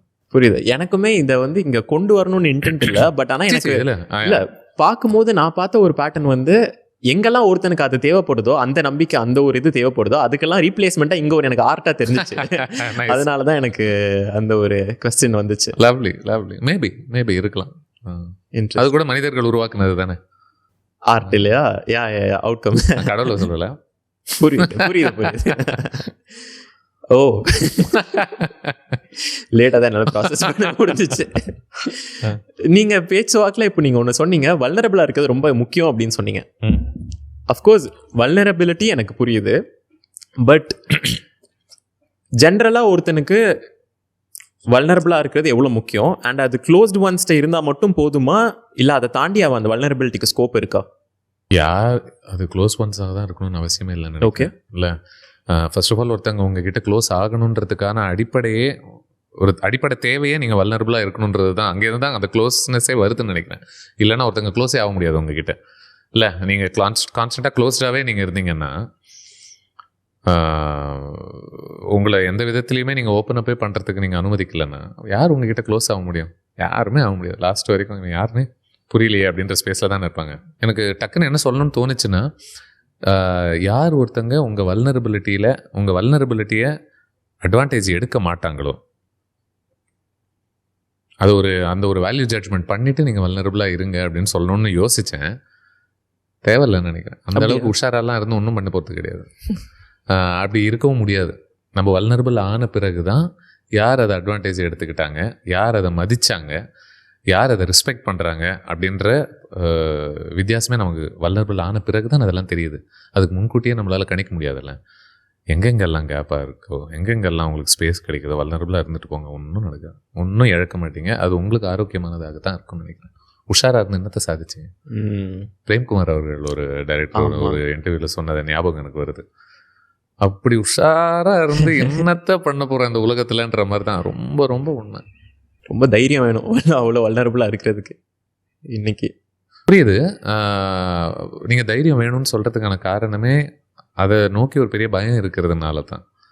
இல்லை, நீங்கள் உங்கள் மேலே ரொம்ப கம்ஃபர்டபுளாக நீங்கள் இருந்துட்டீங்க அப்படின்னா அதுக்கப்புறம் யாருமே உங்களை ஒன்றுமே பண்ண முடியாது. அவங்களுடைய ஜட்ஜ்மெண்ட்ஸ் உங்களை எந்த விதத்துலையுமே அசைக்காது. அவங்களுடைய பிரிவு எந்த விதத்துலையுமே, அந்த பிரிவு சரியாக தவறான காரணங்களுக்கு இருக்கும்போது சொல்கிறேன், உங்களை பாதிக்காது. ஸோ இட்ஸ் சிம்ப்ளி நான் உங்ககிட்ட ஆனஸ்ட்டாக வல்னரபிளாக ஒரு விஷயம் பகிர்ந்துக்கிட்டேன். அது உன்னால் ஏற்றுக்க முடியலை அப்படின்னா பரவாயில்ல, இட்ஸ் ஓகே அப்படின்ற ஒரு ஸ்பேஸ்லேருந்து நீங்கள் போயிட்டே இருக்கலாம். ஓகே. ஐ திங்க் எனக்கு சில இந்த ஆஸ்பெக்டில் நான் உங்ககிட்ட தெரிஞ்சுக்கணும்னு நினச்ச விஷயங்கள் ஓரளவுக்கு நான் தெரிஞ்சுக்கிட்டேன் அப்படின்னு நினைக்கிறேன். இப்போ உங்கள் ஃபேவரட் டாப்பிக்கை பற்றி நான் பேசணும். சினிமா பற்றி நான் உங்ககிட்ட நுவான்ஸ்டாக கேட்குற அளவுக்கு எனக்கு தெரியாது, நான் முன்னாடியே சொன்ன மாதிரி. பட் ஆனால் நான் க்யூரியஸாக எனக்கு ஒரு அவுட் சைடராக நான் பார்க்கும்போது இருந்த ஒரு விஷயம் வந்து, நான் ஒரு படத்துக்கு போய் என்ஜாய் பண்ணுறேன் அப்படின்னா எனக்கு பெருசாக அதில் எதுவும் தோணாது. நான் அதை பார்க்குறேன், என்ஜாய் பண்ணணும், அந்த மொமெண்ட்டில் இருக்கேன். சில படம் என்ன அழ வைக்கும், சில படம் சிரிக்க வைக்கும். அதை தாண்டி நான் யோசிப்பேனான்னு தெரியல. சில படம் அப்படியே என் மைண்டில் தங்கும், நைட்டெல்லாம் அதை யோசிப்பேன், அடுத்து அப்படியே கடந்து போயிடுவேன்.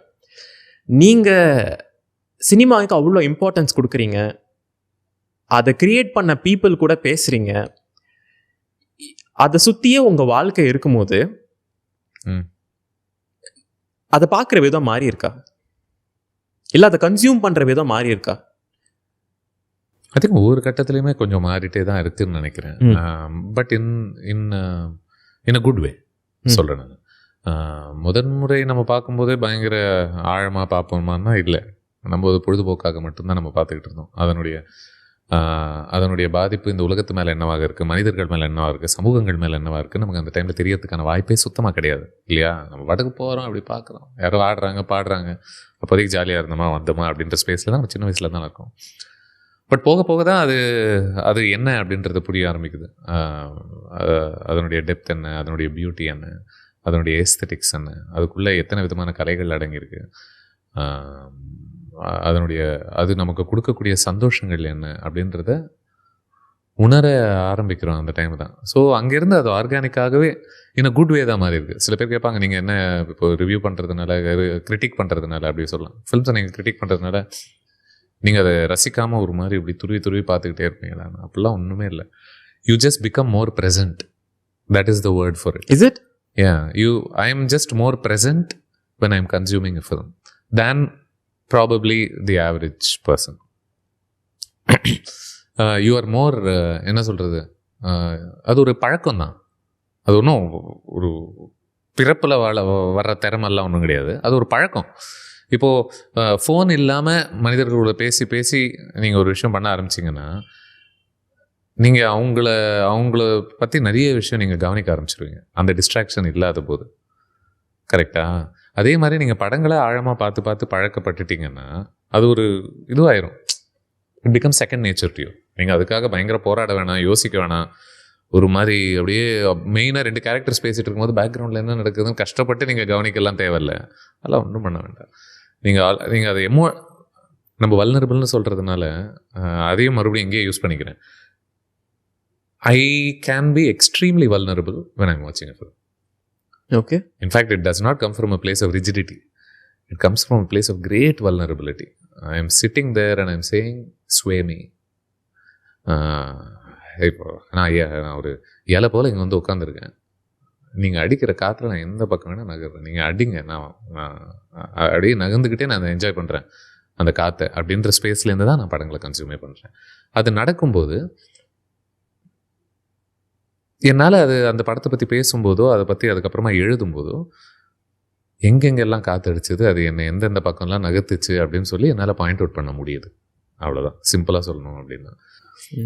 நான் ஆக்சுவலாக இந்த ஆன்சர் எதிர்பார்க்கல. ஏன்னா யூஸ்வலாக நீங்கள் ஒரு கிரிட்டிக்காவோ நீங்கள் சொன்ன மாதிரி உள்ளே போகும்போது பிளாங்க் ஸ்லேட்டாக போக மாட்டாங்க, இல்லை அட்லீஸ்ட் அங்கே இருக்கும்போது அங்கே இருக்கிறது ரொம்ப கஷ்டம், நம்ம வீடியோ இதை பற்றி என்ன பண்ணலாம் அப்படிங்கிற தாட் ஒரு பேக் ஆஃப் த மைண்டில் ஓடுமோ அப்படிங்கிறது. அது போயிடுச்சுன்னா உங்களுடைய வியூவிங் எக்ஸ்பீரியன்ஸே கரெக்ட் ஆயிடும். கரெக்ட் ஆயிடுச்சு அப்படின்னா நீங்கள் அப்போ அந்த இடத்துல நீங்கள் முழுமையாக அதை கன்சியூம் பண்ணிட்டேன் ஆயிரத்தில். இது என்னவாக நான் பிரதிபலிக்கணும் இந்த உலகத்துக்குள்ளே அப்படின்னு சொல்லிட்டு நீங்கள் ஆல்ரெடி அப்போவே யோசிச்சுக்கிட்டு இருந்தீங்கன்னா அது முதல்ல என்னன்னே உனக்கு தெரியாது. அதுக்குள்ளே அது என்னவாக நீ பிரதிபலிக்க போகிறன்றது அது என்னன்றது தான் நிர்ணயிக்குது. அது என்னன்றது கன்சியூம் பண்ணணும்னா நீ முதல்ல அங்கே ஒரு குழந்தை போல் நீ உட்காந்துட்டு அதை கவனிக்க வேண்டியிருக்கு. அதுக்குள்ளே அதனுடைய பார்வை உலகத்து மேலே என்னவாக இருக்குது, பெண்கள் மேலே என்னவாக இருக்குது, அந்த கதையில் இருக்கக்கூடிய எமோஷன் என்னவாக அவங்க சொல்ல முயற்சி பண்ணுறாங்க, அதில் ஃபர்ஸ்ட் ஆஃப் ஆல் அந்த படத்துக்குள்ளே வல்னரபிலிட்டி இருக்கா, அவங்க எப்படி ஷூட் பண்ணியிருக்காங்க, விதமான விஷயங்களை எப்படி ப்ரெசென்ட் பண்ணியிருக்காங்க, எப்படி எழுதப்பட்டிருக்கு அந்த படம், இது எல்லாமே நீங்கள் ப்ரெசென்ட்டாக இருந்தால் மட்டும்தான் கவனிக்க முடியும்ல. புரியுது. நீங்கள் இந்த கதைக்குள்ளே வல்னரபிலிட்டி இருக்கான்னு சொல்லும் போது எனக்கு ஏதாச்சும் ஒரு படம் சொல்ல முடியுமா, இந்த படம் நீ பார்த்தனா ஒரு கதையில் எவ்வளோ வல்னரபிளாக இருக்கலாங்கிறத நீ தெரிஞ்சுப்ப அப்படின்னு? நிறைய இருக்குது. Any good film worth it's salt. Okay. Any good film, any reasonably good film. I think it's impossible to make a decent film without one pure moment of vulnerability in it. அது இல்லாமல் நீங்கள் பண்ணவே முடியாது. அது எப்பேற்பட்ட ஜாலியான ஒரு படமாக இருந்தால் கூட சரி, அதுக்குள்ளே ஏதோ ஒரு வல்னரபிளான ஆனஸ்டான ஒரு மோமெண்ட் இல்லாமல் இருக்கவே இருக்காது. ஸோ என்னால் அதுக்கான அத்தாட்சியாக இந்த ஒரு படம் அப்படின்னு எனக்கு சொல்ல முடியுமான்னு எனக்கு தெரில. இப்போ ஒரு பைசனை நம்ம ஒரு எக்ஸாம்பிளாக வச்சுக்கிட்டோம் அப்படின்னா, முதன்முறை அவன் ஓட ஆரம்பிக்கிறான்ல அந்த இடத்துல, நீங்கள் பார்த்தீங்களா? அப்பா பாருங்க, பாகுபலி 2க்கு அப்புறம் தெரிச்சிருக்கீங்கன்னு நினைக்கிறேன். அது வெறும் அவன் ஓடுறது மட்டும் கிடையாதுல்ல, அவன் ஓடும் பொழுது அவனுடைய வேதனை என்னன்னு உங்களால் புரிஞ்சிக்க முடியுது. ஒரு டூரிஸ்ட் ஃபேமிலின்னு வெளியிலேருந்து ஒருத்தவங்க சொன்னதுனால அதில் வந்து ஒரு வெளிநாட்டிலேருந்து எல்லா இடத்துலையுமே அந்நியமாக பார்க்கப்படுற ஒரு குடும்பம் வந்து ஒரு இடத்துக்குள்ளே வந்துட்டு அந்த இடத்துலையும் என்ன நீ கேவலமாக நடத்தும் போது கூட உனக்கு ஒரு கஷ்டம்னா நான் வந்து நிற்கிறேன், உனக்காக உன்னை சார்ந்து நான் நிற்கிறேன் அப்படின்ற அந்த சசிகுமாருடைய ஒரு கேரக்டர், அது ஒரு பெரிய வல்னரபிலிட்டி தானே. ஒரு அடிப்படை நல்லத்தனமே ஒரு வல்னரபிலிட்டியில இருந்தானே வருது. இப்படி எனக்கு தெரிஞ்சு நீங்கள் போன வருஷம் நம்ம ரசித்த எந்த படத்தை சொன்னீங்கன்னாலும் அதில் ஏதோ பேசுறதுக்கு நிறைய மூமெண்ட்ஸ் இருக்கும். எனக்கு இப்போது ஒரு படத்தை நீங்கள் அவ்வளோ என்ஜாய் பண்ணி அதை உள்வாங்கி நீங்கள் பார்க்கும்போது அடுத்து 2 நாளில் அந்த படத்தோட கிரியேட்டர்கிட்ட உட்காந்து பேசுகிறீங்க. இந்த ஒரு எக்ஸ்பீரியன்ஸ் உங்களுக்கு எப்படி இருக்குது? எப்படி அவங்கள நீங்கள் பார்ப்பீங்க? இப்போ நான் வந்து டூரிஸ்ட் ஃபேமிலி அபிஷன் அவங்கள பார்க்கும்போது பார்க்குற விதமும் நீங்கள் பார்க்குற விதமும் வேற மாதிரி இருக்கும். எப்படி சொல்லுங்க? இப்போது நிறைய பேருக்கு அவர் ஒரு டைரக்டர், அவர் இந்த ஒரு ஃபில்ம் எடுத்திருக்காரு. பட் மேபி நீங்கள் வந்து இவ்வளோ உள்வாங்கினதுனால நீ இதில் எப்படி யோசிச்சிருப்ப, இதில் ஏன் இந்த மாதிரி யோசிச்சிங்க அப்படிங்கிற அந்த தாட் ப்ராசஸே உங்களுக்கு ரிவீல் ஆகுமா? அந்த பர்சனை பற்றின புரிதல் உங்களுக்கு ஜாஸ்தியாக ரொம்ப ரசிக்கும் போது அதை எடுத்தவங்க கூட உட்காந்துட்டு பேசிக்கலி நாங்கள் 2 பேரும் அதை லவ் பண்ணுறோம். அதுதான் நடக்குது. நாங்கள் 2 பேருமே காமனாக அந்த படத்தை நாங்கள் நடுவில் வச்சுட்டு வரீங்களா 2 பேரும் சேர்ந்து லவ் பண்ணுவோம் அப்படின்றது தான் அந்த கான்வர்சேஷன். பிரிட்டி மச் போஸ்ட் கட் கிளாரிட்டின்ற ஒரு எபிசோடே அதுதான். ஒரு படம் ஒன்று வருது, எனக்கு பிடிச்சிருக்கு, எடுத்த நீங்களும் பார்த்த நானும் 2 பேரும் வாங்க ரசித்து தள்ளிடுவோம் அந்த படத்தை அப்படின்ற ஒரு ஸ்பேஸ்க்குள்ளே இருந்தால் நாங்கள் அப்படி தான் நடக்குது அந்த கான்வர்சேஷனில். அஃப்கோர்ஸ் அவங்க எடுத்திருக்காங்க அப்படின்னும் போது they also share insights on பண்ணதனுடைய காரணம் என்ன, காரியம் என்ன அப்படின்னு சொல்லிட்டு. பட் அல்டிமேட்லி அவங்க எடுக்கிறதுக்கான நோக்கம் ஒன்று தான், எமோஷனலாக அது உங்களை அடிக்கணும் ஏதோ ஒரு விதத்தில் அப்படின்றது தான். என்ன தான் விதவிதமான கிராஃப்ட்ஸ் யூஸ் பண்ணாலுமே அவங்களோட எக்ஸ்டென்ஷனுமே அதில் இருக்கும்னு எனக்கு தோணுச்சு. இல்லாமல் இருக்காது. இல்லாமல் இருக்காது, சான்ஸே இல்லை. எதை யார் உருவாக்கினாலுமே அதுக்குள்ளே அவங்க இல்லாமல் இருக்க முடியாதுன்னு நினைக்கிறேன். ஓகே, இப்போ எனக்கு இந்த த்ரூ த கான்வர்சேஷன் பிடிச்ச ஒரு விஷயம் வந்து நீங்கள் அப்ரிஷியேட் பண்ணுறது எல்லாமே சினிமாவை. கரெக்டாக நான் இதை பார்க்கும்போது இல்லை நான் பார்த்து வருத்தப்பட்ட ஒரு விஷயம் வந்து நிறையா பேர் அந்த ஹீரோ வர்ஷிப் அப்படிங்கிற இந்த கல்ச்சர் வந்து எஸ்பெஷலி தமிழ்நாட்டில் நிறையா பேரை அஃபெக்ட் பண்ணியிருக்கு அப்படின்னு நான் ஃபீல் பண்ணேன் பர்சனலி. நீங்கள் பார்க்குற மாதிரி எல்லாரும் சினிமாவை அப்ரிஷியேட் பண்ணால் அவங்க வாழ்க்கை இன்னும் பெட்டராக இருக்கும்னு நான் நினச்சேன். ஓகே எஸ்பெஷலி இது எனக்கு எப்போ ரொம்ப ஒன்று பிடிச்சிருந்துச்சுன்னா அஜித் சரோட ஒரு இன்டர்வியூ நான் கேட்டேன். அனுபமா கூட பண்ண ஒரு இன்டர்வியூ ரொம்ப நல்லா இருந்துச்சு. எனக்கு அந்த மாதிரி ஒரு தமிழ் ஹீரோ பேசுனதுல ரொம்ப சந்தோஷமாக இருந்துச்சு. ஸோ இந்த ஒரு டிஃப்ரென்ஸை நீங்கள் எப்படி பார்க்குறீங்க? அது சரியாக பார்க்குறீங்களா, தப்பாக பார்க்குறீங்களா, இல்லை எப்படி நீங்கள் பார்க்குறீங்க இந்த ஒரு? நீங்கள் ஆரம்பத்தில் ஒன்று கேட்டிங்கல்ல, கடவுள் நம்பிக்கையில் நிறைய சந்தோஷங்கள் இருக்குது, நிறைய ஆறுதல் கிடைக்கும். பட் எனக்கு அது இப்போ தேவைப்படலைன்னு சொன்னேன்ல, அதே போல் தான் ஐ திங்க் ஹீரோ அடுலேஷனும் வெரி சிமிலர். ஏன்னா இந்த ஹீரோக்கள்லாம் கடவுள்களாக தான் காட்டப்படுறாங்க நம்ம படங்களில். ஸோ ஓரளவுக்கு அந்த ஒப்பீடு உட்காருதுன்னு நினைக்கிறேன். அது எனக்கு தேவைப்படலை உண்மையாக சொல்ல போனால். அது படுறவங்கள நான் குத்தம் சொல்லணுமான்னு எனக்கு தெரியல. அது ஏதோ ஒரு விதத்தில் அவங்களுக்கு ஒரு ஆறுதலாக அது அமையுது.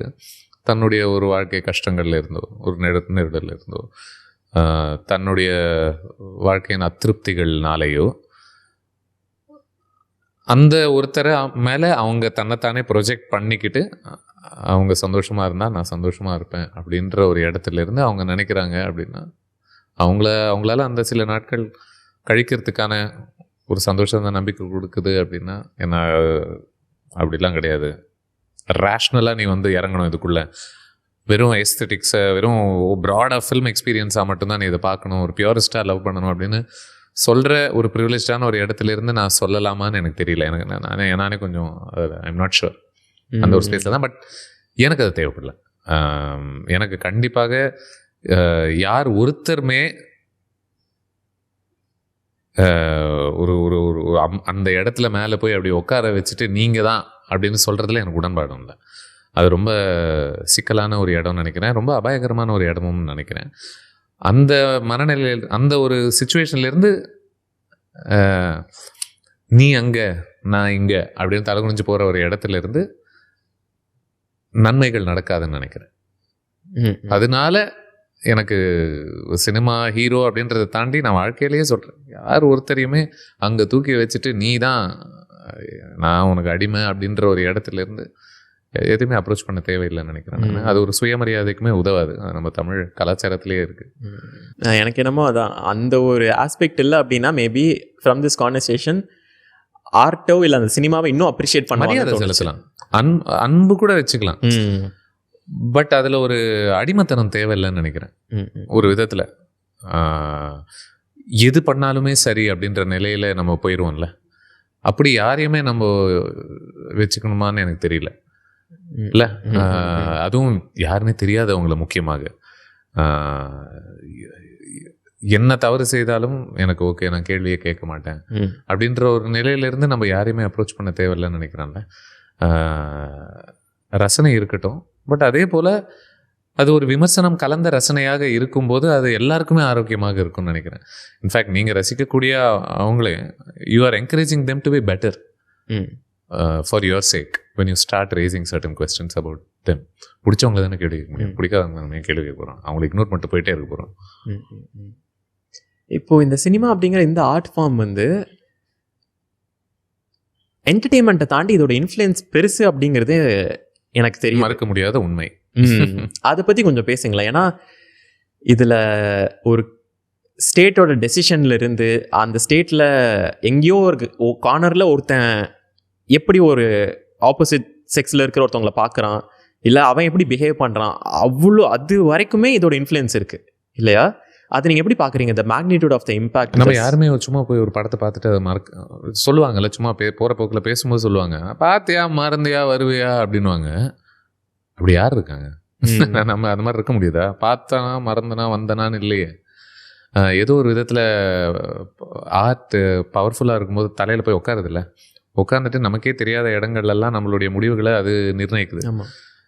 நம்ம சில விஷயம்லாம் பண்ணிவிட்டு நம்ம யோசிப்போம், நான் இப்படி பண்ணேன், ஓ அந்த படத்தில் அது பயங்கரமாக ரசிச்சிட்டேன் போல், அதனால தான் நான் இப்படி பண்ணுறேன் அப்படின்னு சொல்லிட்டு அது எல்லாமே அங்கேருந்து நான் வருது. இன்ஃபேக்ட் முதல் முறை நான்லாம் லவ் ஃபெயிலியர் ஆனதுக்கப்புறமா, லவ் ஃபெயிலியர் சொல்கிறதுக்கே வீடாக இருக்குது, பட் பிரேக்கப் ஆனதுக்கப்புறமா அதெல்லாம் அப்படி போய் ரொம்ப பர்ஃபார்மேட்டிவாக தான் அது ஃபீல் பண்ணேன். அந்த பர்ஃபார்மன்ஸ்க்கான டெம்ப்ளேட் எனக்கு சினிமாலேருந்து தான் கிடைக்குது. ஓ இப்போ என்ன நமக்கு தெரில அப்படி என்ன பண்ணோன்னு. முதல் முறை நம்ம ரிஜெக்ஷன் சந்தித்த பிறகு இப்போது இந்த ஃபீலிங்கை வச்சுட்டு என்ன பண்ணணும்னு தெரிலல்ல. ஓ அப்போ இதெல்லாம் தான் பண்ணணும் போல் அப்படின்றத அங்கேருந்து கிடைக்குது. ஸோ நிலா பார்த்துக்கிட்டு அப்படி பைக் மேலே படுத்துக்கிறது, இந்த மாதிரி வேலைகள்லாம் நம்ம ஏன் பண்ணுறோன்னா நமக்கு நிஜமாவே பண்ண தோணி பண்ணுறோமா, இல்லை ஹீரோலாம் இப்படி தானே பண்ணுவாங்க அப்படின்றதுனால பண்ண. நல்ல வேலை நான் பார்த்த ஹீரோலாம் ரொம்ப மோசமாக எதுவும் பண்ணல அந்த நேரத்துக்கு. எனக்கு ஒன்று அது ரெஜிஸ்டர் ஆகலைன்னு வச்சுக்கோங்க, நல்ல விஷயம். But I'm just saying, so எதிர்பார்க்காத மைக்ரோ ரெஸ்பான்சஸ் கூட அது கவர்ன் பண்ண ஆரம்பிக்குது. So of course it becomes important. And அது ஒரு அதனுடைய views have the power of persuasion. இல்லை, ஒரு ஏற்றத்தாழ்வை பொறுத்த கருத்துக்கள்லாம் அவங்க மைண்டில் விதைக்கிறதுக்கான ஒரு இடம் இருக்குது, சமத்துவம் பற்றி பேசுறதுக்கான ஒரு இடம் இருக்குது. நீங்கள் மனிதர்களையும் இந்த சமூகத்துலேயும் நீங்கள் எப்படி பார்க்குறீங்க, இங்கே எப்படி நீங்கள் நடக்கிறீங்க அப்படின்றதே ஒரு விதத்தில் மோட்டிவேட் பண்ணுறதுக்கான ஒரு இடமாகவும் இருக்குது. அதை பொறுத்த உண்மைகளை உங்களுக்கு தெளிவாக உங்களுக்கு பிடிச்ச வகையில் உங்களை வல்னரபிள் ஆக்கி உங்கள் மூளைக்குள்ளே விதைக்கிறதுக்கான ஒரு பவருமே அதுக்கு இருக்குது. Very few things have that power அப்படின்னு நினைக்கிறேன். So it would be silly to say let's go and forget it அப்படின்னா nobody is forgetting it. It is impossible to. நீ அந்நேரத்துக்கு அந்த கதையை மறக்கலாம், அந்த படத்தை கூட நீ மேபி என்ன நடந்துச்சு நீ மறந்துடலாம், பாட்டை மறந்துடலாம். பட் அதனுடைய இம்பேக்ட் உனக்குள்ள என்னன்றது உன்னாலேயே முழுமையாக தெரிஞ்சுக்க முடியுமான்னு ஒன்று இருக்குல்ல. அப்போது தெரியாத இடங்கள்லாம் போய் அது உனக்குள்ள ஒரு மாற்றங்களை நிகழ்த்துதில்ல. So absolutely very important. I think cinema is the biggest influencer இன்னைக்கு டைமில் நினைக்கிறேன். அட்லீஸ்ட் அதோட மேக்னிடியூட பார்க்கும்போது. அது மட்டுமானா அது மட்டும் கிடையாது. அதே மாதிரி பைனரி அதை பார்க்க தேவையில்ல. ஓகே, உடனே ஏன் அப்போது எஜுகேஷன் சிஸ்டம் இது இருக்குது, இதை அது அப்படின்லாம் கேட்பாங்க. இது ஒரு மல்டி ஹெடட் பீஸ்டாக தானே இருக்குது. ஒன்னொன்னும் தன்னுடைய வேலையை ஒரு விதத்தில் செஞ்சுக்கிட்டே தான் இருக்குது. ஆமாம், அதுவும் அதனுடைய வேலையை செய்யணும், இதுவும் இதனுடைய வேலையை செய்யணும். இதனுடைய என்ன, இது ஒரு சப்ஜெக்டிவ் ஃபார்ம் அப்படின்றதுனால, இது ஒருவனுடைய ஒரு இன்டர்பிரிட்டேஷன் ஆஃப் த வேர்ல்டு அப்படின்றதுனால நம்ம இது சரி தப்பு அப்படிங்கிறத தாண்டி ஒரு கன்ஸ்ட்ரக்டிவான ஒரு இடத்துல இருந்து விமர்சனங்கள் வைப்பது ரொம்ப முக்கியம் அப்படின்னு சொல்கிறேன். அவ்வளோதான். ஓகே, நீ இப்படி பண்ணவே கூடாது, இதை பற்றி எழுதவே கூடாது, இப்படி எடுக்கவே கூடாது அப்படின்னு யாருமே எதுவுமே ஆர்ட்டை பொறுத்த வரைக்கும் கட்டுப்படுத்துறதுல எனக்கு உடன்பாடு இல்லை. ஓகே, நீ அது பண்ணுறதுல எனக்கு உடன்பாடு இல்லை அப்படின்னா நான் அதை பற்றி பேச வேண்டிய பொறுப்பு எனக்கு இருக்குன்னு நான் நினைக்கிறேன். அண்ட் ஹோப்ஃபுல்லி அது ஏன் அப்படின்றத விளக்குற அளவுக்கான ஒரு அறிவு இருந்து அதை விமர்சிக்கும் போது ஹோப்ஃபுல்லி அது அதனுடைய இம்பேக்டை ஏதோ ஒரு விதத்தில் சேஞ்ச் பண்ணுறதுக்கான ஒரு வாய்ப்புமே இருக்குல்ல. எனக்கு ஒரே ஒரு கேள்வி இருக்குது இன்னும். ஓகே, இப்போது இவ்வளோ விஷயங்களை நீங்கள் ரொம்ப யோசித்து அவேர்னஸோட அது கோ த்ரூ பண்ணும்போது நமக்கு நிறைய பாப்புலர் ஒப்பீனியன்ஸ் இருக்கும். இல்லை உங்களுக்கே வந்து நீங்கள் நிறைய விஷயங்களை நம்பியிருக்கலாம், இதுதான் இப்படி தான் அப்படின்னு நம்பியிருக்கலாம். பட் இந்த ப்ராசஸில் என்னடா நம்மளே இதை தான் நம்பணுமா, இல்லை உங்களையே நீங்கள் கான்ட்ரடிக்ட் ஆன சில விஷயங்களை கோ த்ரூ பண்ணியிருக்கீங்களா? அப்படி ஏதாவது இருந்தால் ஷேர் பண்ண முடியுமா? I just want to understand those things if you have anything top of the மைண்டில் சொல்லலாம். நம்மளாம் சின்ன வயசுலலாம் இருக்கும்போது பெற்றோர்கள் எந்த விதத்துலையுமே என்ன சொல்கிறது ஃப்ளாடாக இருக்கிறத நம்ம ஏற்றுக்கவே மாட்டோம். கரெக்டா? It's one of the fundamental templates எல்லா சில்ட்ரனுக்குமே. இல்லை, நம்மளால் யார் எப்படி இருந்தாலுமே நம்மளால் ஏற்றுக்க முடியுமே ஒழிய அப்பாவோ அம்மாவோ ஏதோ ஒரு விதத்தில் நம்ம கண்ணு முன்னாடி எந்த விதத்துலையுமே நம்ம ஜட்ஜ் பண்ணுற மாதிரியான ஒரு அது சரக்கு அடிக்கிறதா இருக்கட்டும், என்ன வேணா இருக்கட்டுமே, நம்மளுடைய ஒரு வேர்ல்டு வியூக்கு எதிரான என்னவாக அந்த டைமில் இருந்தாலுமே நம்மளால் அது அவங்கள கரைப்படிஞ்ச மனிதர்களாக நம்ம பார்க்க ஆரம்பிச்சிரும். ஏதோ ஒரு விதத்தில் we think that they have become less beautiful because of that. கரெக்டா? no matter what that is. I think with time you realize as you grow up that they were also like you. இல்லை, அவங்களும் யாருமே இங்கே பர்ஃபெக்ஷன்லாம் கிடையாது, பர்ஃபெக்ட்னு யாருமே கிடையாது. அது அவங்க அப்பா அம்மாவை விட்டுருங்க, பார்ட்னரை விட்டுருங்க, யாருமே அங்கே கிடையாது. So I think one of the first things that breaks இந்த உலகத்தை பற்றி தெரிய அந்த பேர்டன் ஆஃப் பர்ஃபெக்ஷன் உடையதுன்னு நினைக்கிறேன். ஏன்னா அது வரைக்கும் you keep putting the burden of perfection on certain characters, அப்பா அம்மா, maybe a friend, maybe a lover, இந்த மாதிரி ஸ்பேஸ்லலாம் awareness breaks that first. Okay, it is impossible, there is no such thing call perfection. But அது இல்லை அப்படிங்கிறதுனால it's not like they become less beautiful because of that அப்படின்றது as a second layer of awareness உனக்கு அது சொல்லும். I think that definitely happened for me with respect to all the people. I'm pretty sure நானும் ஒரு டைமில் பயங்கர நைவாக இருந்திருக்கேன், ரொம்ப இன்னசென்ட்டாக, ரொம்ப நைவாக. உலகம்னா இப்படி தான், வெறும் பிளாக் ஆர் ஒயிட்டில் தான். பிளாக் ஆர் ஒயிட்டில் ஒரு பெரிய கம்ஃபர்ட் இருக்குல்ல, எல்லாமே இது நல்லது, இது கெட்டது, இது சரி, இது தவறு, இது கருப்பு, இது வெள்ளை அப்படின்னு சொல்லிட்டு, அதுவும் மொராலிட்டி எல்லாம் நீங்கள் அப்படி பார்க்குறதுல ஒரு பெரிய ஆறுதல் இருக்கும் உங்களுக்கு ஓவரால். பட் இந்த உலகத்தினுடைய காம்ப்ளெக்சிட்டியை நீங்கள் புரிய அது உடையும். யூ ரியலைஸ் தட் அப்படிலாம் இங்கே ஒன்றும் இல்லை செல்லம். ஏற்றுக்கிறது கொஞ்சம் கஷ்டமாக தான் இருக்கும் ஆரம்பத்தில், பட் அதை ஏற்றுக்கிட்டால் தான் இந்த உலகத்தினுடைய நிஜ உண்மையை புரிஞ்சு அதை ரசித்து அதுக்குள்ளே நிஜமாகவே நீ ஒரு டெலியூர்டாக வாழாமல் நிஜமாகவே நீ அதில் வாழறதுக்கான ஒரு வாய்ப்பு இல்லை. அது ஒரு விதத்தில் ஒரு செகண்ட் கம்மிங் மாதிரி, ஒரு செகண்ட் பர்த் ஒன்று நடக்கும், ரீபர்த் இந்த வேர்ல்டு.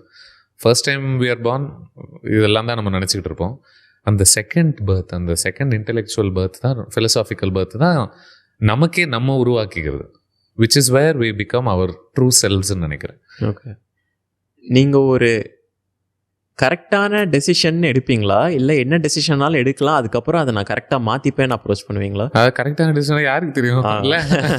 அந்த இடத்துல நம்மளுடைய நமக்கு ஐயோ இது பயங்கரமாக யோசிப்போம்ல சில இடத்துலலாம், இது சரியா தப்பா, இது பண்ணணுமா கூடாதா, பண்ணணுமா கூடாதா. ஆனால் அந்த கேள்வியில் வர துக்கம் தான் அந்த முடிவில் வர துக்கத்தை விட பெருசுன்னு நினைக்கிறேன். ஐயோ இப்படி நடந்துருமோன்னு நம்ம ஒரு வருத்தம் ஒன்று படுறது இருக்கு. நைட்டெல்லாம் முழிச்சிட்டு யோசிச்சுட்டு அதுக்கு அந்த விஷயத்தை பண்ணிட்டு போயிடலாம் நினைக்கிறேன். நான் அப்படி தான் எக்ஸ்பிரஸில் என்னுடைய ஜாப் ரொம்ப கம்ஃபர்டபுளான ரியலி வெல் பேயிங் ஜாப். அது எந்த விதத்துலையுமே விட வேண்டிய அவசியமும் கிடையாது. ப்ரைவேட்டாக தனியாக வந்து நீங்கள் சொன்னீங்களா ஒரு வருஷத்துக்கு முன்னாடி, தனியாக ஒரு சேனல் ஆரம்பிக்க வேண்டிய அவசியமுமே இல்லை. இதை பொறுத்து யோசிச்சு டயர்ட் ஆயிடுச்சு எனக்கு. இது பண்ண வேணாமா. அப்புறம் ஒரு வாட்டி வந்து இது இப்போ பண்ணலன்னா என்றைக்குமே பண்ண மாட்டோன்ட்டு தோணுச்சு. அண்ட் ஒரு விதத்தில் சம்பள வாழ்க்கை நம்மளை ரொம்ப டிபெண்ட்டாக மெயின்டைன் பண்ணுதோ அப்படின்ற ஒரு சின்ன சந்தேகமும் ரொம்ப லோவர் மிடில் கிளாஸில் வந்ததுனால சின்ன வயசில் நமக்கு பயமுறுத்துறதுக்காக அவங்க சொல்கிற முதல் விஷயம் வந்துட்டு, எங்கள் அம்மா கிட்டலாம் நீங்கள் என்ன சொன்னாலுமே பயப்பட மாட்டாங்க, ஆனால் வேலை போகுதுன்னா பயந்துருவாங்க. அவங்களால ஐயோ அப்படின்றவாங்க, ஏதோ வீட்டில் இடி விழுந்த மாதிரி ஒரு ஃபீலிங் ஒன்று கொடுப்பாங்க. அப்புறம் நான் சொல்லுவேன், நான் சும்மா சொன்னேன் அப்படின்னு சொல்லிட்டு போயிடுவேன். ஸோ இந்த மனநிலை நமக்குமே ஒரு விதத்தில் இருக்கும் இல்லை, ஐயோயோ இது இல்லைன்னா நம்மளால் என்ன பண்ண முடியும், ரோட்டில் வந்துடுவோமோ அப்படின்ற மாதிரியே தாட்ஸ் எல்லாம் வரும். பட் அது சரியான முடிவா தப்பான முடிவான்லாம் எனக்கு தெரில. எடுக்கணும்னு தோணுச்சு. விக்ரமில் அவங்க சொல்கிற மாதிரி தான் பார்த்துக்கலான்னு சொல்லிட்டு ஒன்று பண்ணிவிட்டு ஸ்டார்ட் பண்ணிவிட்டு அதுக்கப்புறம் போகிற போக்கில் அவ்வளோதான். இப்படி தான் திஸ் இஸ் ஹவ் ஐ மே. இதில் ஓரளவுக்கு கொஞ்சம் தான் யோசிக்க முடியும். நிறைய முடிவுகள்லாம் நீங்கள் வந்துட்டு ரொம்ப தெளிவாக யோசிச்சுட்டே இருக்கணும் நீங்கள், இல்லை லாஸ்ட் வரைக்கும் உங்களுக்கு தீர்வே கிடைக்காது. அதுக்கு அந்த யோசனையோட கஷ்டத்துலேருந்து விடுபடுவது ரொம்ப முக்கியம். அதுக்கு நீங்கள் அந்த விஷயத்தை செஞ்சுட்டு வெளில வந்துடலாம்.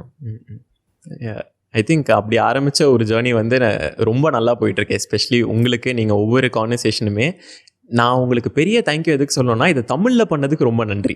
தேங்க்யூ.